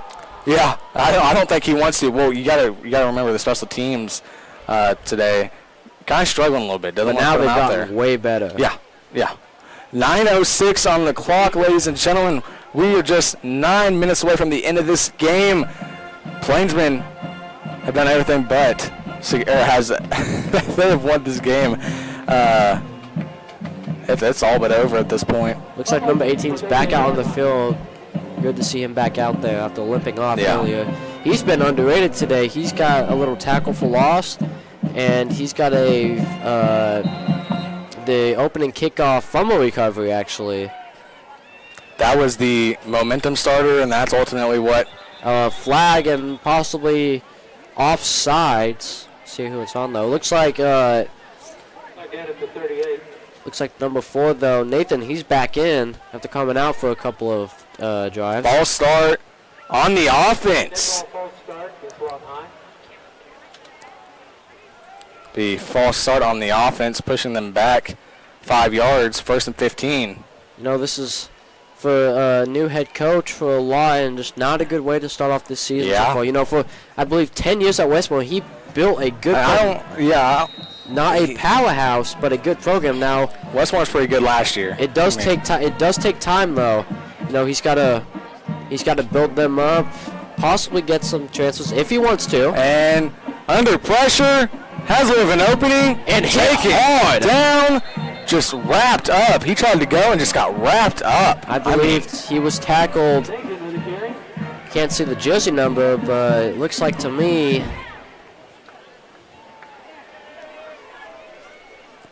What a run by Lawton. 2nd and 9 now to go on this. Looks like, I believe, number 88. Excuse me, I do not know who that is, though. You don't have him on the roster here. It's going to be interesting to see Enid against Stillwater. You know, Stillwater, on paper, they are the way better team, but Enid might have more heart. If you come in that game, step back, Lawton under pressure, take it down with force. And Gustavo again. Absolutely just taken down with force. That was big sack. Landon Collins, I hope you're writing down the stats because I'm going to need his stats. That's my defensive player of the game right there so far, unless Tyson Kennedy gets another interception. So many tackles for loss. I believe 2.5 sacks for him, possibly 3.5. So that brings it to 3rd and 20, a loss of 11. I thought for a second, Nathan, the long QB, I thought he was out for a second. It looked like Gustavo slammed him right there. Gustavo might be a force to be reckoned with this year. Oh, absolutely. His final year here with Enid. Yeah. One of the strongest on the team.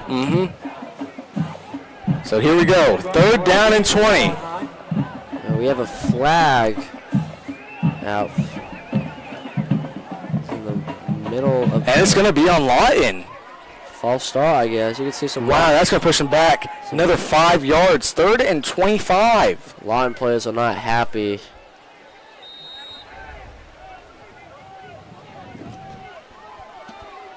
$7:10 on the clock and running. A false start. Big false This one start. looked like to be on Lawton, though, but we will see by the officials. It'll be on defense, yeah. And I believe that one was on number 18 I think for it was on Plainsmen. Gustavo and number 18. I mean, he just ran around and almost got the guy. I mean, Mr. Ray Lewis over here. so that'll bring up 3rd down and 20. So far, though, the Enid defense has just been dominant. Yeah. Under pressure again. And has an open man, and it's going to be incomplete. Little too high. He was just hit hard again. I was looking, it almost looked like roughing the passer could have been a call there. But as soon as he threw is when he got hit. Got to also take it to So that is 4th down and 20. Lawton not going to chance it. Going to punt this one away. Enid possibly with the chance to make it 57-14. That would be insane. It would be 56. 56-14. That would be the most Enid has scored in a long time. Looks like our meme account might have a day today. Oh, and a high snap. Caught that one, punts it away. And they're just going to let that one go. And it's in good position for the Plainsmen. That looks to go about the 44. Lawton's 49. Yeah. About Lawton's 49 right there. And it looks like it bounced back to the 45. That Plainsmen might be trying to seal this game here. So looking at the score, Chiefs up 20-10. Xavier Worthy with the rushing touchdown, and Isaiah Pacheco with the rushing. Derrick Henry with the rushing touchdown. 3rd and 12. So far, Ravens' offense isn't really looking the best. You'd think, with the reigning MVP, they'd be able to do a lot. But when you're back-to-back champions, that's hard to beat. Yeah. And everyone's after you. Also, we will give a little shout-out, though it's Bixby. Give a shout-out to Broderick Scholl. Excuse me if I said his first name wrong, but he just committed to Auburn a while ago. Yeah. And Bixby's biggest... You see a lot of the Bixby guys going to SEC schools. Bixby's highest recruit ever, Luke Hayes. And hands off to Carmona. Another big run. That'll be a game of about 7. Looks like Zarek Slater's out there now. Yeah, that's what I was about to say. Zarek Slater's out there. They're putting in the backups. As I was saying, the 2nd week in a row. Bixby's highest recruit ever, Luke Hayes, ended up going to Arkansas and ended up being one of the highest-rated freshmen in the nation. High snap, back to Carmona. There was a flag Fights off again. He gets up to about the 30. Yeah, that would be first down if flag's not on Enid. Possibly could have been holding, though, as the ref from about the 50 threw it. Yep, it's going to be on Enid. What an amazing game here tonight by the offense and the defense. Special teams struggled a bit, but ended up fixing that up. What a closing game for you this month. What a game. No, the only thing that's sad about today is we're not going to get home until 1. We only get 5 hours of sleep. Actually, excuse me, I'm getting 8 hours. I ain't going to school until 9. So 2nd and 16 coming up for the Plainsmen. See what Slater's got here. His brother is to his right. Be amazing to see him throw a touchdown to his And brother. hands off to Carmona. Carmona has an opening. Another flag. Oh, a big collision right there. This would be back-to-back flags now. And it's going to be on Enid on holding again. Wow. So it's 10 yards again, I believe. Yeah. So that'll be 2nd and 26.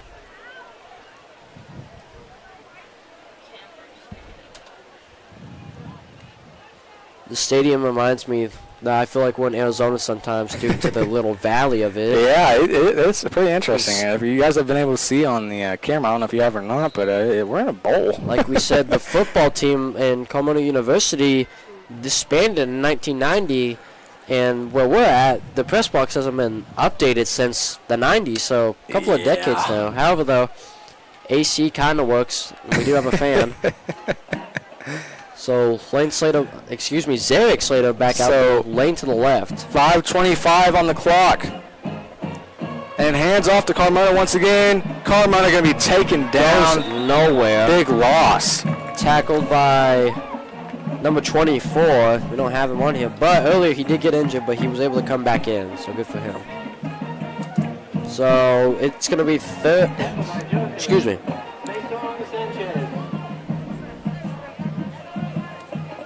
It's going to be 3rd down and long, very long. 3rd and 35. And looks like Brody Mills is going to come back out, playing tight end for a bit. Could you imagine if Enid somehow pulled this off? Call it the 3rd and 35 miracle. Yeah, we got the 4th and 25 last week. Maybe looking at the 3rd and 35. Number 3, Gabe Goodpasture is going to come in. Early on the roster from the beginning of the season, we were told he was going to start. But it looks like a timeout here, possibly by Lawton, but couldn't tell. There'll be timeout Enid. So timeout Enid, talking over maybe what to do here, and maybe how to finally just put this game away. We got about 4:34 on the clock. So let's go over Owasso and Jenks, Liam. What do we think is going to happen that game? Well, Owasso's going to have a full head of just bunch of momentum going into this week. Oh, absolutely. After defeating Bixby, they're going to have a full head of steam going in. Jenks better watch out. They had a game against Santa Fe last week, 48-3 final score, but absolutely just blew them out. However, though, like you said, Owasso going up against an amazing dynasty in Bixby. Yeah. I believe they have Coach Lauren Montgomery, a lot of state championships. They were nationally way too ranked. many. They were top 10. We're not listening to Max Preps, but they were top 10 according to rankings. And then after they were beat, they dropped out, and Jenks was actually moved up.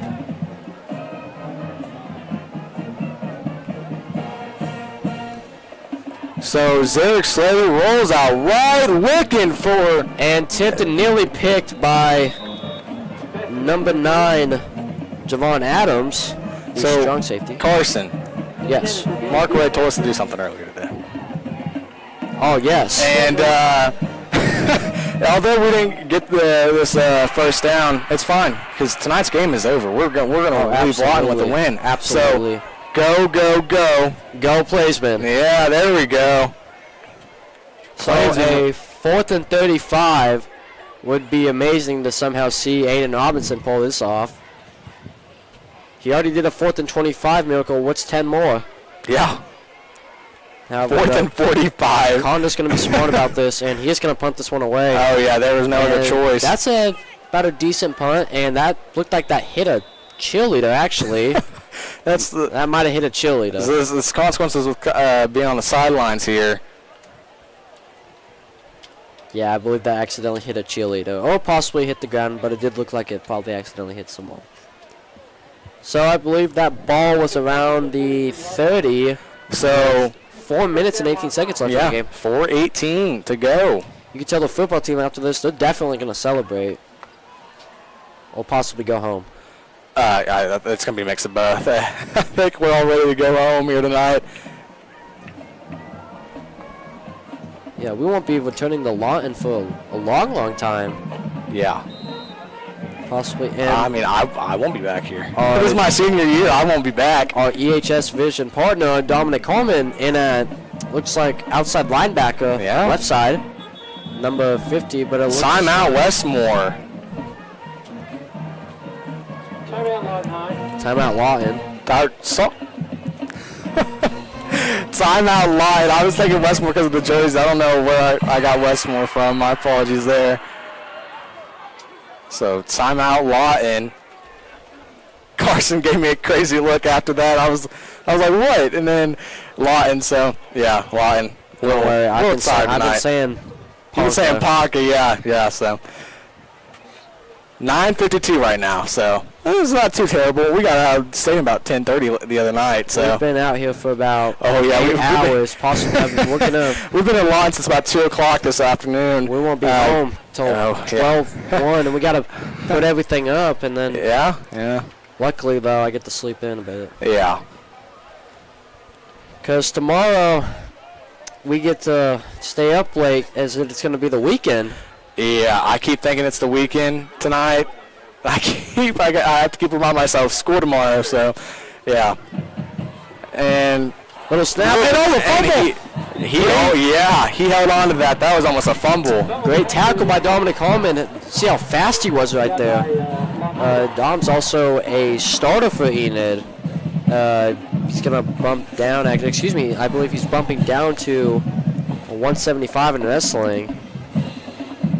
Actually, he just got a scholarship offer from Ottawa. I was going to say, wrestling's going to be coming up here pretty soon. That's going to be interesting. That's his third offer. So good for him. Maybe we'll get some offers in football, too. That'd be great. Pull a Ben Curta. Yeah. And it looks like the offense is confused on what play to call.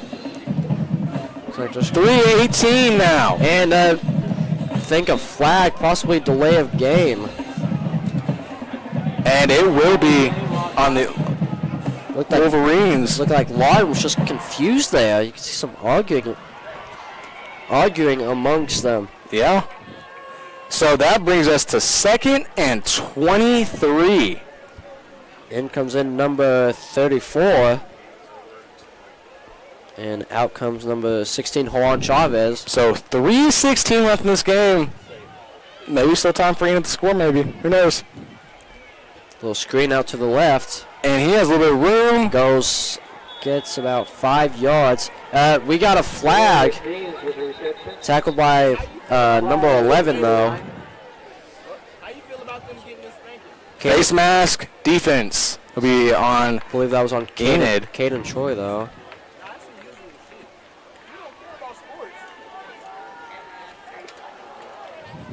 Troy, a senior. I believe he's also a tight end. So that brings it to 2nd and 10 now for the Wolverines. A lot of backups in now for Enid, though. Rest of starters. And Lawton, QB sneak. He has it. Taken down. That should be a first down, Lawton. I believe that will be. And I believe number 47 and number 34 tackled him. Don't have the names on here, though. 2:40 on the clock now. It's like Lawton just might run the ball out. And it's going to be 1st and 10. So 2 minutes and about 30 seconds left. And counting, yeah. What a win for Enid tonight, though. Yeah. And another big run by Lawton. And he's going to be taken down. Still be a first down for Lawton. Another first down, taking them around the 33, tackled by number 23.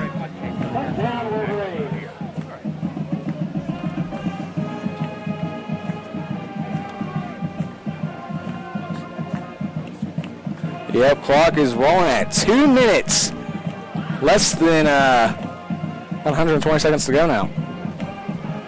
So weird hearing this song being played and not being our big boy band playing it. I feel like they copied us. Little snap right here. And looking for an open man. Oh, might have it. Touchdown, Wolverines. Touchdown, number 2, Tavarius Dean.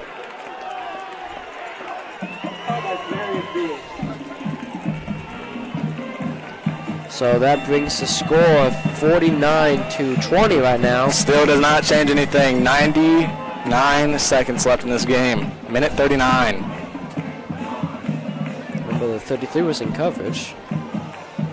So looks like they're only going to go for the extra point here. I'm surprised they're not going for the 2. So let's see if Duffy, he's been accurate today. He's 2 for 2 on extra point. And it's good. This one's good, and he is now 3 for 3. And now score 49-21. Still nothing. They can change the score. Minute 39 left. Enid gets the ball back. They're just going to kneel it out. That's a great win for the Plainsmen tonight, though. Yeah. A little bit struggle early in the third. Yeah. But they... Late in the second, early third. A little bit of a struggle, but... they got it together. Well, I believe I found out who my players of the week will be. Offense, Blake Fuka. I just got to find out the stats. Defense, Gustavo Rentera. He's not easily, it was tough. At first it was Tyson Kennedy, Colt Newman, but I believe Gustavo is going to win it. And then I believe special teams, I'm still wondering, I don't know if it's going to be Brady Bierschmidt or it's going to be Kevin Vega. Yeah. Kevin, though, is 7 for 7, though. And so that makes them 11-11 on the season, I believe. Oh, absolutely.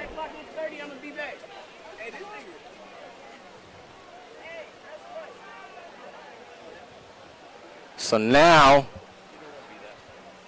Plainsmen kickoff return team comes out. Lawton only kicking off for the 3rd time today. Would not be surprised, though, if they go for a little onside kick here. Yeah. Would make the score, if they could score again, 28-49.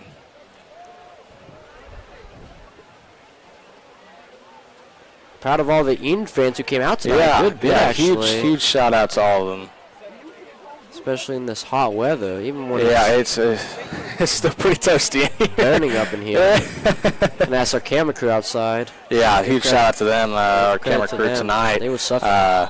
We got our camera operators tonight, Zach Dixon and Aaron Henry and Dryden G. Huge shout out to all of them. Lawton kicks the ball away, and they're just going to let that go back into the end zone. So Enid's probably just going to kneel the rest of the game. Yeah, run one more play and kneel the ball.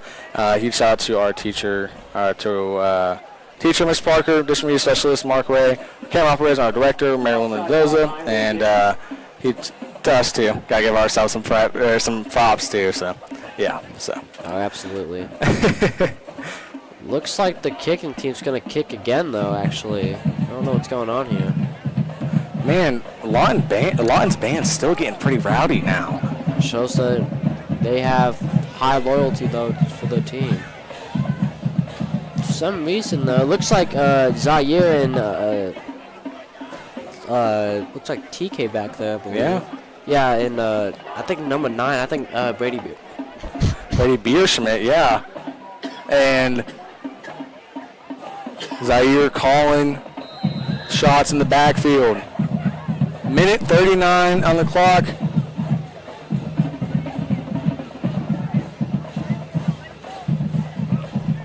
Out to kick it now. And looked like it was going to be onside kick. And TK has it off a fair catch. So they're going to have it about the 44-yard line. They're on 44, so.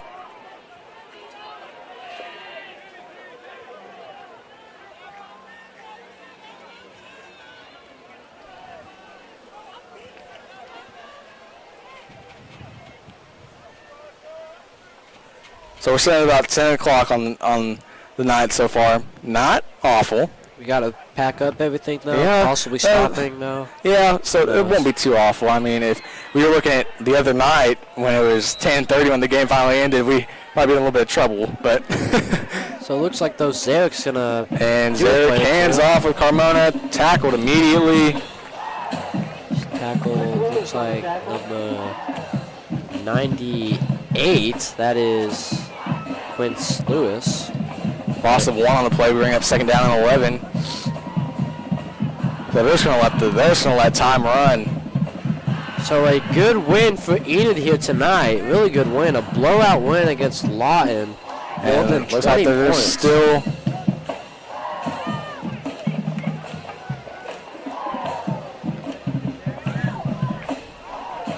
He's got 2 to his left, 1 to his right. He's just going to hand And it off. another handoff to Carmona. This time he gets wrapped up again by Quince Lewis. So that's going to be another loss, bringing up 3rd down and about 14.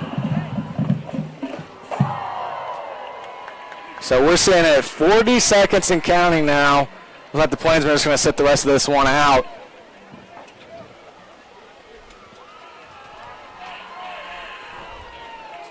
Third down and 16 coming up. I'm giving credit to the fan in here that tried to keep us cool. The real MVP of tonight's broadcast. Yep, the fan. And a high snap. Maybe, And he he's gonna jumps fall. on it. He's just going to fall on And it. that's not going to do anything for the clock. Time's going to run down.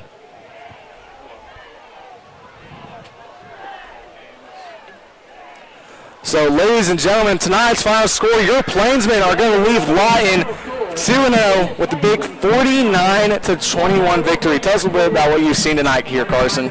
I can't remember the last time we started out 2-0. Yeah. Especially like this. Second season in Coach Condon, rebuilding season last year, went 3-8. Already half of those wins. Blake Fuchs tonight, over 200 yards, 4 touchdowns, I believe. Aiden Robinson started out 1-2 for touchdowns to interception, but started picking that up. Special teams need to work on that a little. Yeah. Started picking it up, though. Kevin Vega, still a good kicker. The defense was amazing today. Gustavo and Taylor, Colt Newman, they led the way. Give credit to Drayden Russell as well. A lot of tackles lost. Yeah. It was just amazing today by Enid. Yeah, this has been a great game. Enid, once again, shocking us as well. I mean, we knew this game might not be super close, but we didn't expect it to be a blowout like this. We didn't expect it to be 49-21. That is, let's see, they scored 43 last week, so that's 92 points on the season. I would give credit to Lawton, though, for putting up more points than Ponca. Yeah, they scored about 11 more than Ponca did. So, ladies and gentlemen, what a game here. Enid's going to leave Lawton with a win. They're going to leave 2-0.